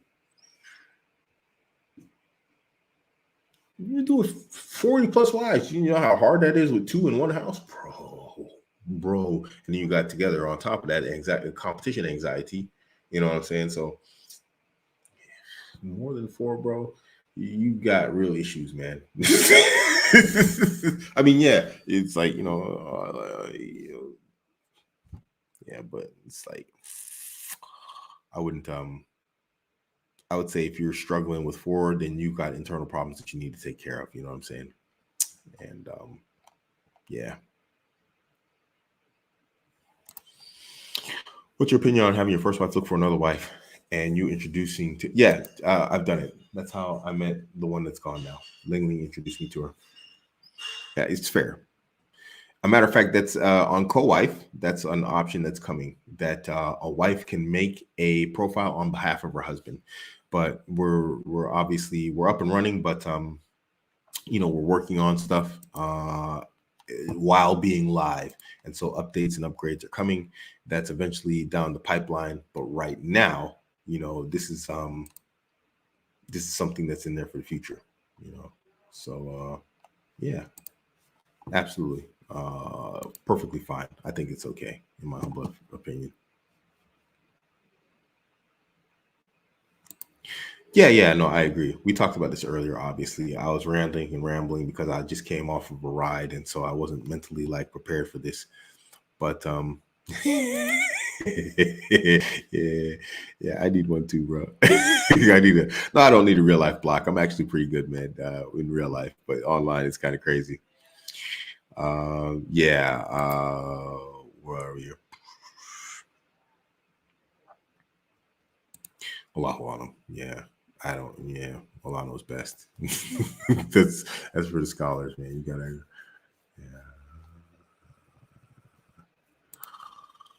An assessment. I mean, once I paid, like, yeah, It tells you how to contact me.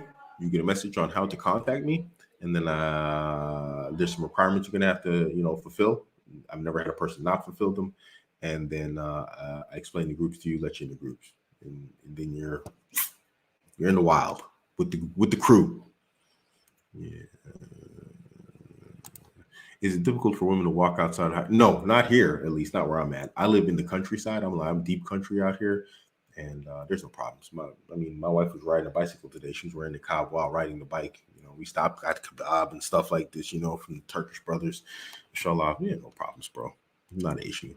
I'm not demanding of it, but it's like, yo, I'm talking to a sister. And I was like, it's like I'm an active dude, and I expect my wife to be active with me, And this sister, like, she covers properly, and she does the cob or whatever else. So I would expect that, okay, we're rocking the cab, but let's go outside. But generally, that's why I like being out in the country, and that's why I don't like living in cities. This is just personal now, and you can do it as you please and live how you please. But guys, there's nothing, absolutely nothing. And you can walk out here literally like 50 meters, and you might one day out of a week see a person walking around out there. We are deep country. We go out there and that's it. It's nothing out there but trees and fields and grass, whatever else. It's amazing. Bro, why would you not give that to your wife? She can actually go outside and just lift off her niqab and just be in the fresh air and whatever else. I'm not saying that niqab is oppressive or whatever else, but you could literally, I wouldn't advise it, but she could literally take off her hijab and like just completely go unnoticed to the world, like if she was inside of her house. Now, I'm not advising that, but I'm just saying that's possible because I live rural, like ultra rural. Man, I love to go out with my wife, just see her happy, getting out in the sun, whatever else, and not having to cover her face all the time. I'll never live in a city, man, just because, I come to find that my women are happier, like this, now if she's raised in a city, she might have an issue like that, but yeah.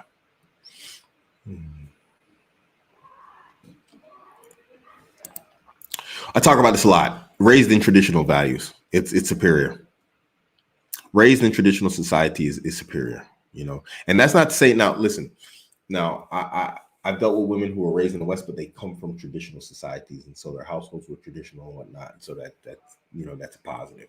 But in general, coming from a traditional society is always better. That doesn't, now how do I say this the way I want to say it? Being raised in the West can cause damage and problems, but if she comes from a traditional family, then it's less so. Excuse me. Ooh, man, pardon me, guys.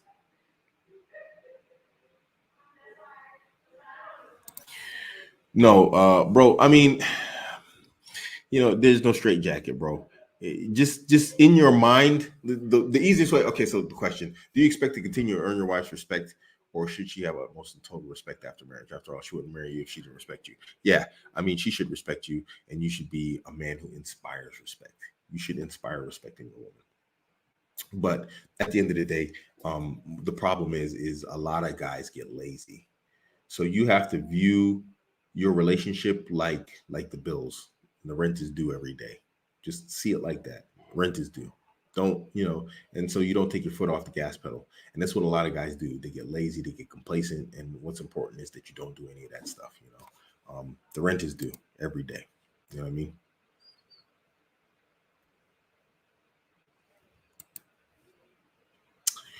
What advice would you give someone to be more focused and on his mission? I've talked about this a lot. And if I say, like, what's my number one regret, guys? If I say that, someone should be able to answer it without me actually saying it. I have one regret, and I talk about it regularly, which is don't waste your time. Let me tell you something. The biggest regret you're going to have, I'm 50, 49. And, I made a video about this, man. It's like, and I actually didn't post a video because I'm going to be honest. I'm being raw with you guys. The video made me cry, so I couldn't post a video because, I was crying like a little beep. You know, I wasn't like crazy sobbing or nothing, but it's hard to keep together. I contemplate death a lot lately. You know, I have a damaged heart valve. You know, I feel the pain of it. You know, Allahu Alam, Allah knows best. Only Allah knows the unseen, but it's probably going to be the death of me. You know, Black African American males. We see this with Kevin Samuels. We see this with like Kimbo Slice. We see this with African Americans in general. We don't live long. You know, and when we blow out, like just we go quick. You know, African American males, and it's almost always heart problems. And I have a heart problem as an African American male. What is that? Hold on, let me close this window. Who are you people? Why are you talking to me? I don't open Facebook. Facebook. So anyway, so I'm probably going to be another victim, you know, of a very rapid and sudden death. The thought of dying, and you have to face Allah, and and the grave, and the questions of the grave, and all that stuff. That's already like scary enough, But then what's probably even worse is just like the idea of unfulfilled potential and just goals and whatever else. Dude, you're gonna I hope you don't come to that feeling. It's a horrible feeling. You got to remember your life is finite, man. We get it wrong. Don't waste your time. You can't waste time. It's impossible to waste time. You know why? Because time is infinite. In this regard, in the human conceptualized concept and idea of time, it's infinite. Even after death, it keeps going, right? Even when Yom Qiyamah comes, Allah speaks about how long people will be in the hellfire. Time is infinite. This is how Allah's created it. It's always going to exist. You can't waste time. You can waste your life. You are not wasting time. You're wasting your life. Your life is getting wasted. When you stop and think about that, the stupid stuff we focus on, the stupid stuff we do, Netflix, this, that, the other, whatever else, just goofy stuff that doesn't go anywhere. If that doesn't motivate you to do better, to try harder, to just think, hey, you know what? I could probably take that break and watch. I don't know what people watch nowadays. You're never getting that back. And it's not the time that you're not getting back. It's the wasted life you're not getting back. Don't waste your life, guys. This is why I pick on trolls, because and I do it all the time, and I'll do it every time. It's an absolute zero sum. You get nothing. You can do stuff that's stupid but pays. But trolling is probably the dumbest of them all, because you don't even get paid. Don't waste your life. You want to stay motivated, understand that you're wasting your life, not your time. Time is infinite. If that doesn't motivate you, dude, I don't know what will. I don't know what will.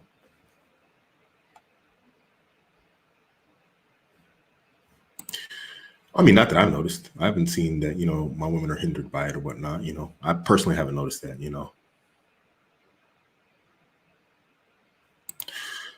Yes. You know why? Desensitization. So what we're seeing now, desensitization. Oh, that's a tough one. Is what happens in all things. Someone uses a particular drug, he becomes desensitized to it. He needs more drugs. A person watches too much porn, he needs more porn, he needs more stimulation, he's desensitized to it. You can desensitize yourself to pain, fear, everything, right? So what this is called in biological terms is called downregulation receptor transcription. And we're not going to get into the actual, whatever else, but basically receptor transcription. So the receptor transcribes or communicates whatever it is, from dopamine to, usually it's what it is, dopamine to your body. If it's testosterone because you're doing steroids, then, it's transcription. It's the receptors are getting the information, produce more, produce less, whatever else. So the more input that something gets, what happens?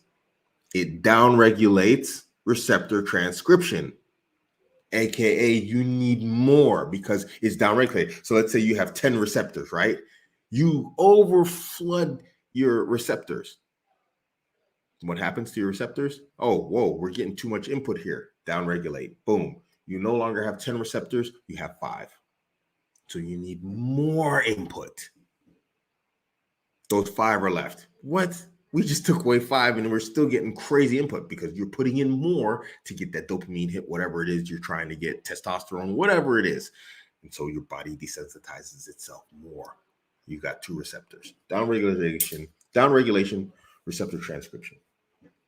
So the market's flooded with just sexualized women sexualizing themselves, putting themselves out there to get male attention.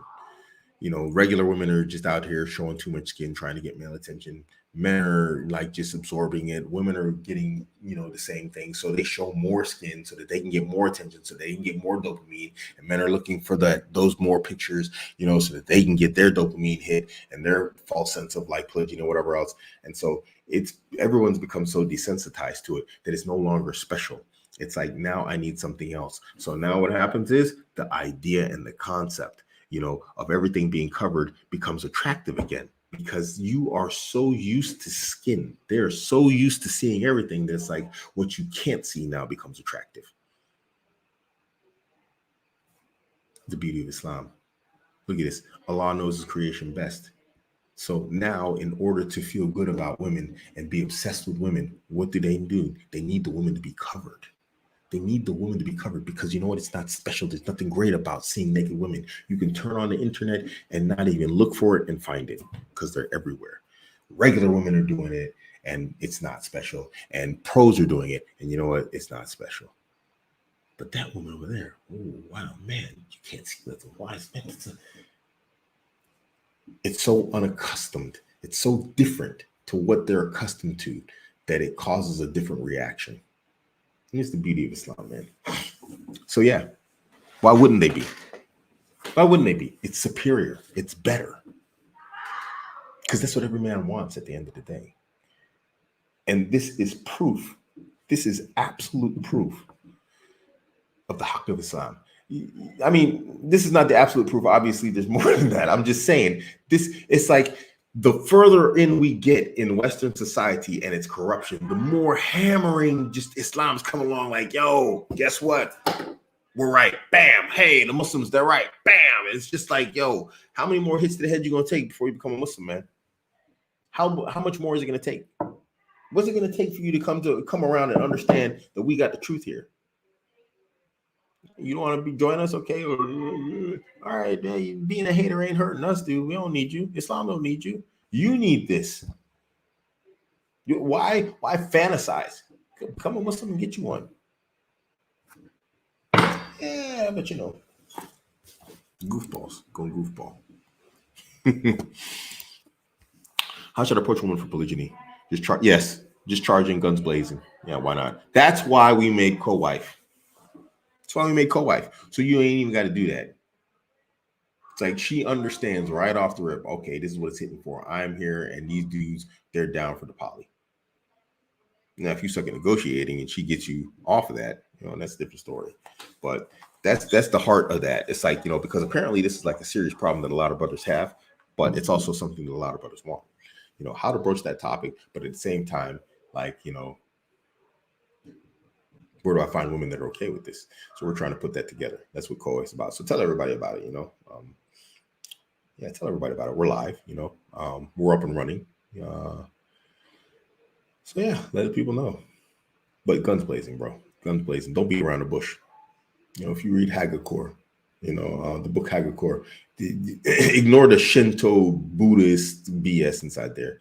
And there's a section in there where it talks about what it says. Always take, the most straight and direct path. Don't beat around the bush. It's in Islam too.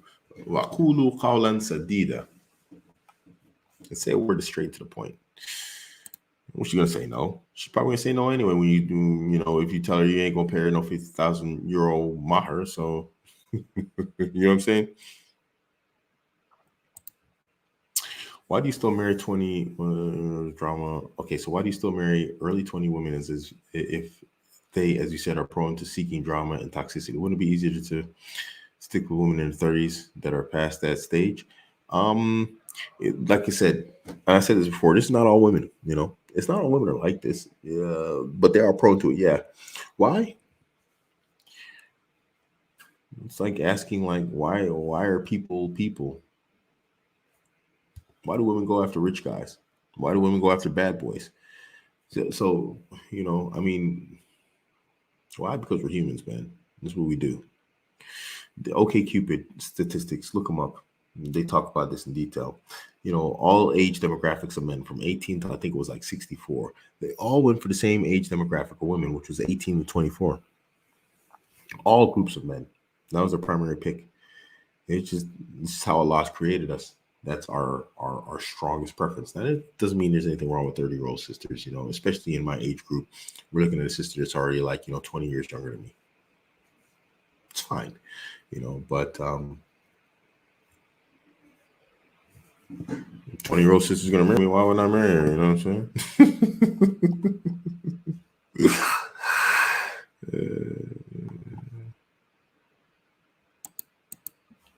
There you go, Barakallah Feek.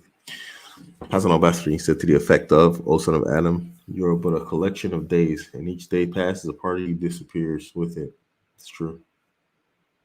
It's true. Conk! Oh, what's good, man?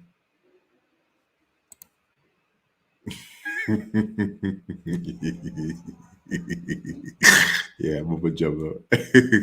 Yeah, that's the scientific term. Down regulation, receptor transcription. Yeah, that's what it's called. I spent a lot of time on this topic. No, I didn't study it, but I did study it personally. I wrote like a whole manual on human behavior that I never released or anywhere, from my observations, and it took me into a lot of things that like it took me into super stimuli. So believe it or not, it's the weirdest connection. So downregulation receptor transcription tied into super stimuli. And it is the craziest thing, man. It's like the weirdest connection that I don't even know if I can explain it anymore. If you go on my old Facebook posts over on Abuamerican, dude, I went super geek. I had diagrams. I had brain scans. I had like bro, I went full geeky science, man. Yes, I am a nerd. So I used to call my show the Alpha Nerd when I was talking about the tech stuff, bro. The insanity of humanity. It's amazing, man. I think you'd have to be a real just weirdo to like not believe in Allah. When you look at humanity and how we're created, dude, we don't make sense. We don't make sense. The way when we look at like all of the creation, all the animals and everything, we're completely like such a massive anomaly that it's impossible that Allah didn't create us. It's, dude, don't make me geek out, man, because we can make like a 4-hour show on this stuff. I'll super geek out, dude. People don't know how technical deep I went into this stuff when I first started, man. I went way deep into it to the point that it was like the reason why I stopped, because I was like, okay, what's the application here? I understand a lot of stuff, but like supernormal stimuli. Like I started connecting human behavior. Now, supernormal stimuli, this is something that we observe in animals, like egg rolling. So egg rolling in ducks and geese, this is like something that's universal amongst most of the avian species, is egg rolling.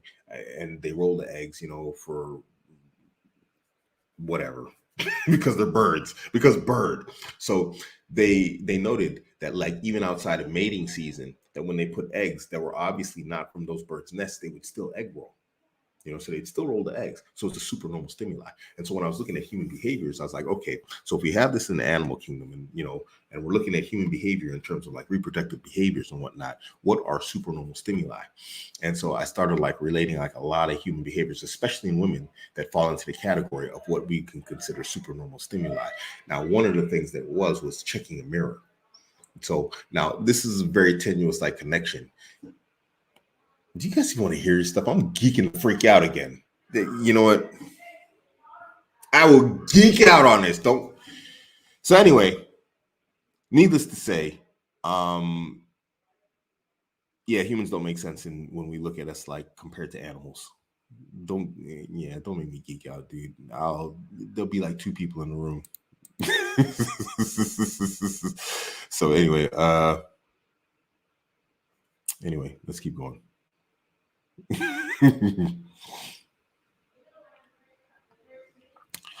Yeah. What was I seeing? Like yo, I want to go back to writing that. I love that stuff. You should see my old. You know what, Kel? Should I find those? Let me look at the question and see if at the same time I closed my Facebook just now. But let me see if I can find the question and like answer it while looking for my old posts on Facebook. You guys would be like tripping, like how crazy deep I went into this stuff. But it really solidified early on. One of the things that came from it, even though I didn't have like practical like application, like how can this change my life with women and whatnot, and just in general, was one thing it definitely pounded into my head was the significant differences between men and women in the way we operate, both on a psychological level and a hormonal level.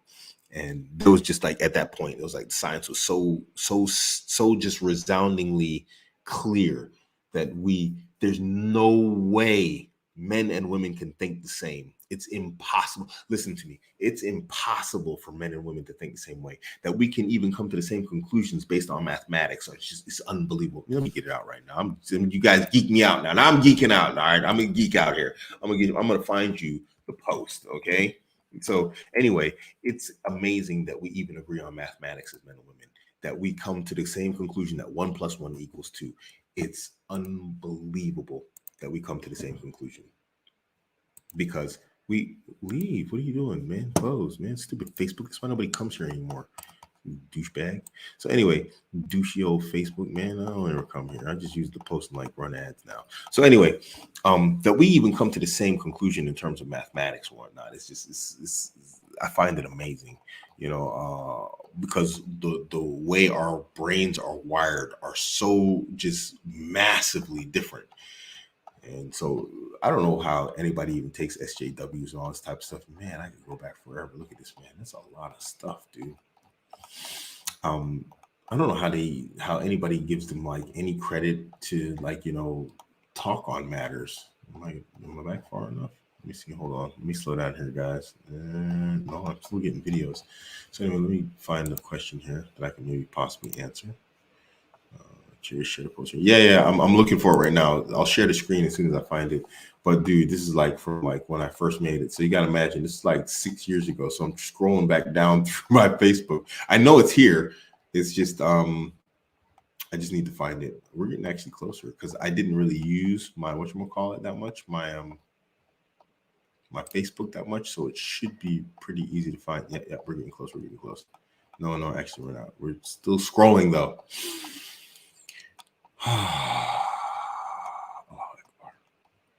I should have kept that post. I know I should have kept it. As a matter of fact, when I find it this time, I'm going to save it. But it has to be here. It better be here. Okay. Ooh, man, that's still a long way to go. That's that. Remember that whole, what is that thing called? That coffee bean video I did that just popped up. So you got to imagine it was like way before that. And that's what I just found. Someone give me a question so I can answer it while we're scrolling. It is very interesting, bro. It's almost to the point that it's like makes me want to like just rewrite it, where are you? I was writing full-blown articles on Facebook. Like if there was someone on Facebook had the intellectual capacity to actually understand it. Facebook is just I say Facebook is the place for dumb anal sphincters, and Twitter is the place for smart anal sphincters. So if you want dumb people that are a bunch of jerks, you come to Facebook. If you want smart people that are a bunch of jerks, you go to Twitter. Yeah, and I was writing this stuff on Facebook. It just made no sense whatsoever. But I mean, that was just like my notepad for like oh, come on. It's just frozen now. It's like so far down. There it goes. Keeps going. What's that? It's an old video. Over dominance and frame. Oh man, I might find an old videos. I don't know if I can find it, guys. It's like a long time ago. Whoa. I just been scrolling. What year am I on right now? I am on 2017. I still haven't found it. Okay, here we go. Here we go. We're getting close. We're getting close now. So April 2017. We're almost there. You got to be here somewhere. That's how long ago I was like doing this stuff. It might actually not even be 2017. I think it's earlier than 2017. Okay, so here we go. This is where I'm just typing. Yeah. We're close. We're close, guys. We're close. We're close. Give me a minute. Give me a minute. What is this? Man, this stuff. See, the stuff I was talking about back then. Hold on. So here, remember here the first March 25, 2017. I was talking about this whole what do they call it now? Minor attracted people. I was talking about this back then. You see how far ahead of the game I was?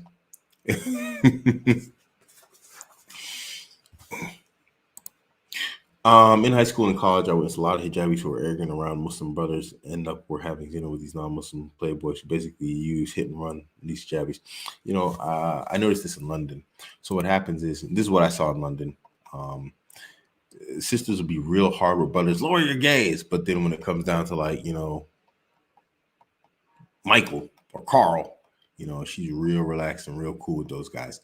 So she puts this standard of Islamic behavior on the brothers. But when it comes down to, non-Muslims, that same standard doesn't exist. Now obviously telling a non-Muslim guy to lower his gaze would probably be kind of goofy. But, man, look at those gems, bro. These videos, I got some good videos on here, man. So, it obviously is goofy, because they're not going to respond to it like the way that a Muslim would. But at the same time, they're not taking the necessary steps, which is, it's not only about lowering the gaze, it's also about covering properly, but it is what it is, man. They act towards us as Muslim men in a way that they won't act towards other. And it doesn't make sense, when you look at it. But then again, we come back to what I was saying, like, women aren't really logical like that, are they? So yeah.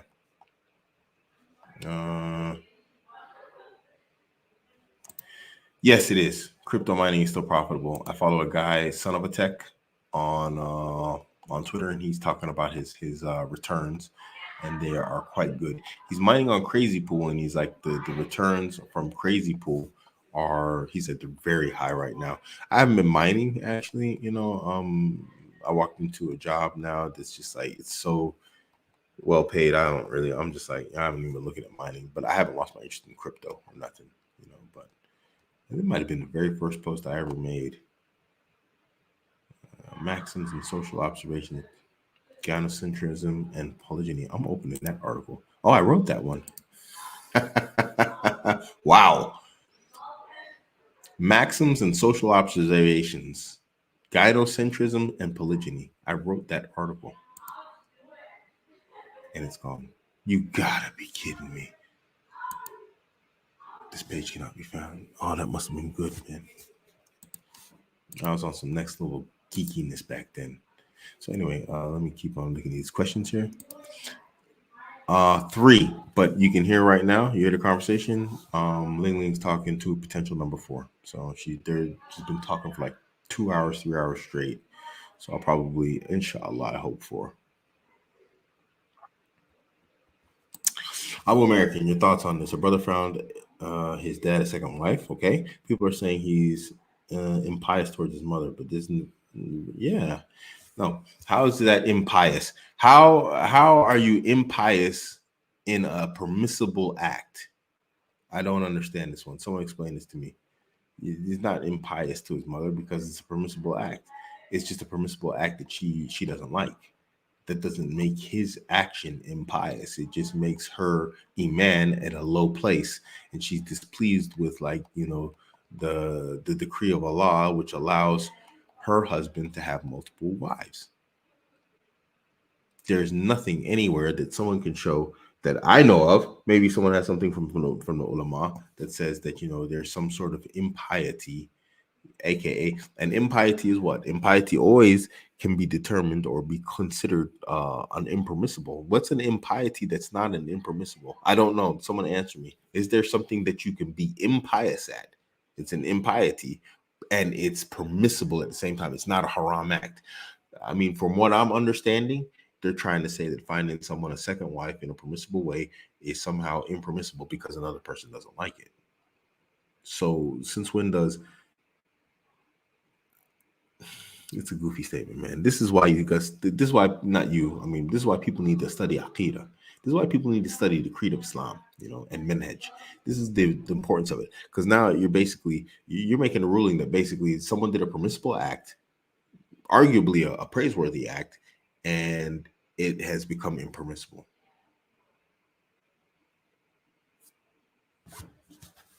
I would say those people need to really check themselves. Anybody who says this really needs to really look at the situation, what's happened, what's gone down, and then say, hey, you know what?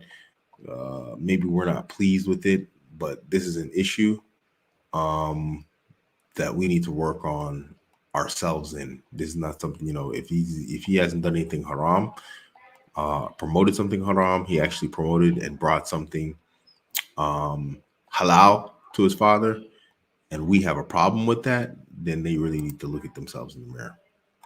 You know what I mean? That's an internal issue, yeah,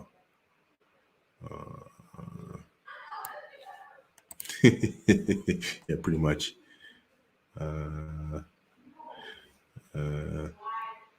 Yeah, they're getting along really well. I like that. The sister made a very good impression, mashallah. I did some very high speed vetting on her, and mashallah, what I saw was quite praiseworthy. If not praiseworthy, but at least like no red flags. So I introduced them, and now they've been talking for like 2 hours straight. You can hear down there, just, like women do. They love that stuff. So they're screwing each other in the ceiling there, enjoying themselves. I don't want to get into details, but Hello Mubarak, another Maccabi, mashallah, just mashallah. I'll just say that, mashallah. They say when you lose something, or you let something go for the sake of Allah, then Allah replaces it with better. Alhamdulillah. If this works out, then what I lost has been replaced by something better. Alhamdulillah.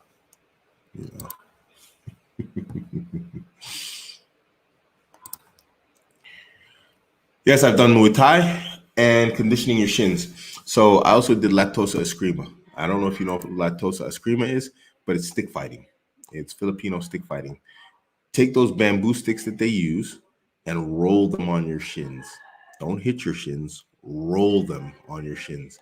And as you do this, it'll hurt.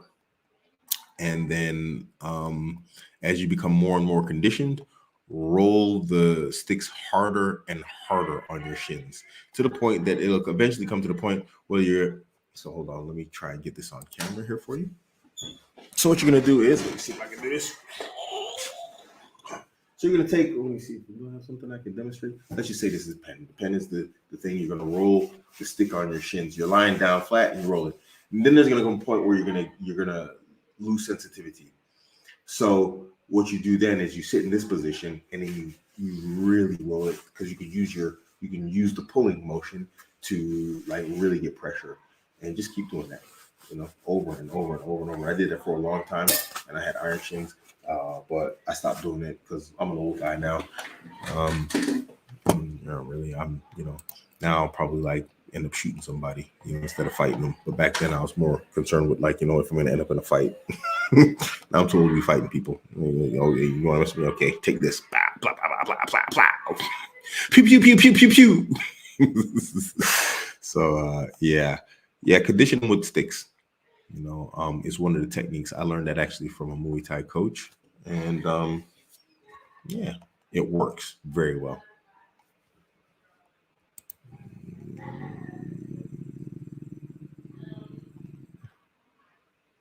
Am I still doing a carnivore diet? No, I'm not. It's, what? It's just, I just don't really have the dietary patience for it anymore. It's hard. Don't let anybody tell you otherwise. It gets makes eating and just everything boring, bro. It really does. Its effects are awesome. It's amazing. But I'm just like, yo, let me work out. Let me take care of myself, do my cardio, hit the gym regularly and whatnot, try and get back into my combat sports. And, just try and take the benefits like this, because avoiding like those foods, bro. I like meat just like anybody else. I love my steaks. I love my chicken. But, dude, when you're just only eating that and nothing else, bro.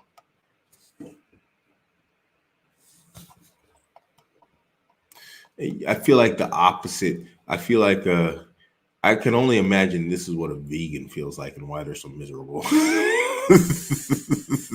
I was miserable, bro. I was like, man, can I just please like have something else? Like, So yeah, I gave it up.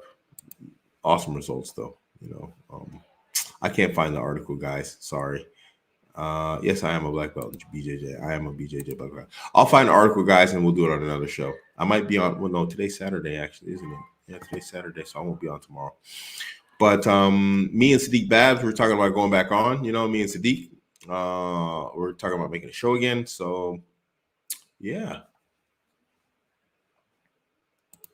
let's go ahead and wrap this up, guys. It's like we're 2 hours and 11 minutes. Barakallah Feek. It's good to be back. I'm going to be doing shows regularly, inshallah. I'm going to be having some interviews coming up. Me, Mehdi, Coach Kareem going to be on. I'm going to be on with Sadiq again. I got this non-Muslim lady coming on. I got another brother coming on. He did a show recently with Mehdi. So it's going to be like 4 weeks straight of just interviews and stuff, So it's going to be action packed, inshallah. I want to get back into interviews and doing shows and stuff. I actually want to do something a little bit more formal. So yeah. He is a GPU miner. I haven't given up on mining actually. I'm just gonna go into ASIC mining. I'm gonna go into ASIC mining and I need to find a co-location facility. So yeah, because just doing it at your house. Here's another tip. Remember I made that 6,000 a week? I can literally, do I have it here? I'll show you. I'm not even ashamed. Hold on. I had a 6,000 euro, not dollar, 6,000 euro electrical bill. Now, I obviously killed it in terms of profit. I completely destroyed that, but just having to pay that just really pissed me off, man. This has made me so. No, that's my other stuff. So I just paid it, No, I don't have it here. Oh, you know what? I shred it. Once I pay a bill, I shred it. Because sometimes I pay bills and I leave it lying around and I pay it twice. Yeah, sorry. So I paid for last year 6,000 euros back. Like I used too much power, and so I had to pay them 6,000 on top of it, euros. So nah, man, it just made me mad. I mean, I made more profit than that easily, but it's just like I was like, because that was like I had 6,000 euro months, with my miners. It's just upsetting though, man. Come on, it's like, oh, what the? It's like I was so mad. So they're right there in the corner, I just haven't turned them on. Anyway, Barakallahu Fikum, brothers, for tuning in. I'll find that article. We'll put it up like on another show, inshallah. And I have an open invitation. I like to go on Fresh and Fit, but he's like, you need to come to Miami. I don't know when I'm gonna get out there, bro. I don't know, man. I don't have time to travel right now. My job is so demanding, bro, and just the wives and whatever else. I got wives like relocating around the world and whatnot. So, I'm traveling. That'll be on my channel. Actually, I'm gonna be traveling very soon. I'll be in the UK and a few other places. Just traveling around. So I'm gonna put that on, on air. And yeah, so it's just I don't really have time to get over there, bro. I mean, if I go over like to the US or whatever else, I need a reason. And as much as I like, Myron's my homie and whatnot, and they being on the show, it's not gonna pay any sort of bills or anything, So I mean, I need to stick with stuff that's profitable right now. Remember what I said about wasting your life.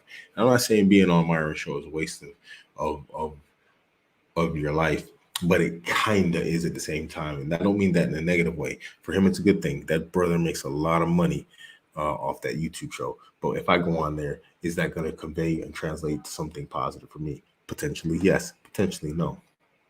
But right now, I know I got something that's working for me, and so I need to stick with it. But it is on my radar. I've been invited more than once. That invitation is still open, and I'm definitely cool with Myron, and I'd like to get on the show. But Yeah, it is what it is. So anyway, I was closing off, bros. I'll find that article and I'll post it on YouTube since you can do posts now. Jazakallah khair for tuning in. Barakallahu fikum. What am I on again? I don't know. We'll see. But soon, inshallah. Assalamu alaikum wa rahmatullahi wa barakatuh. You boys have a nice night. Inshallah.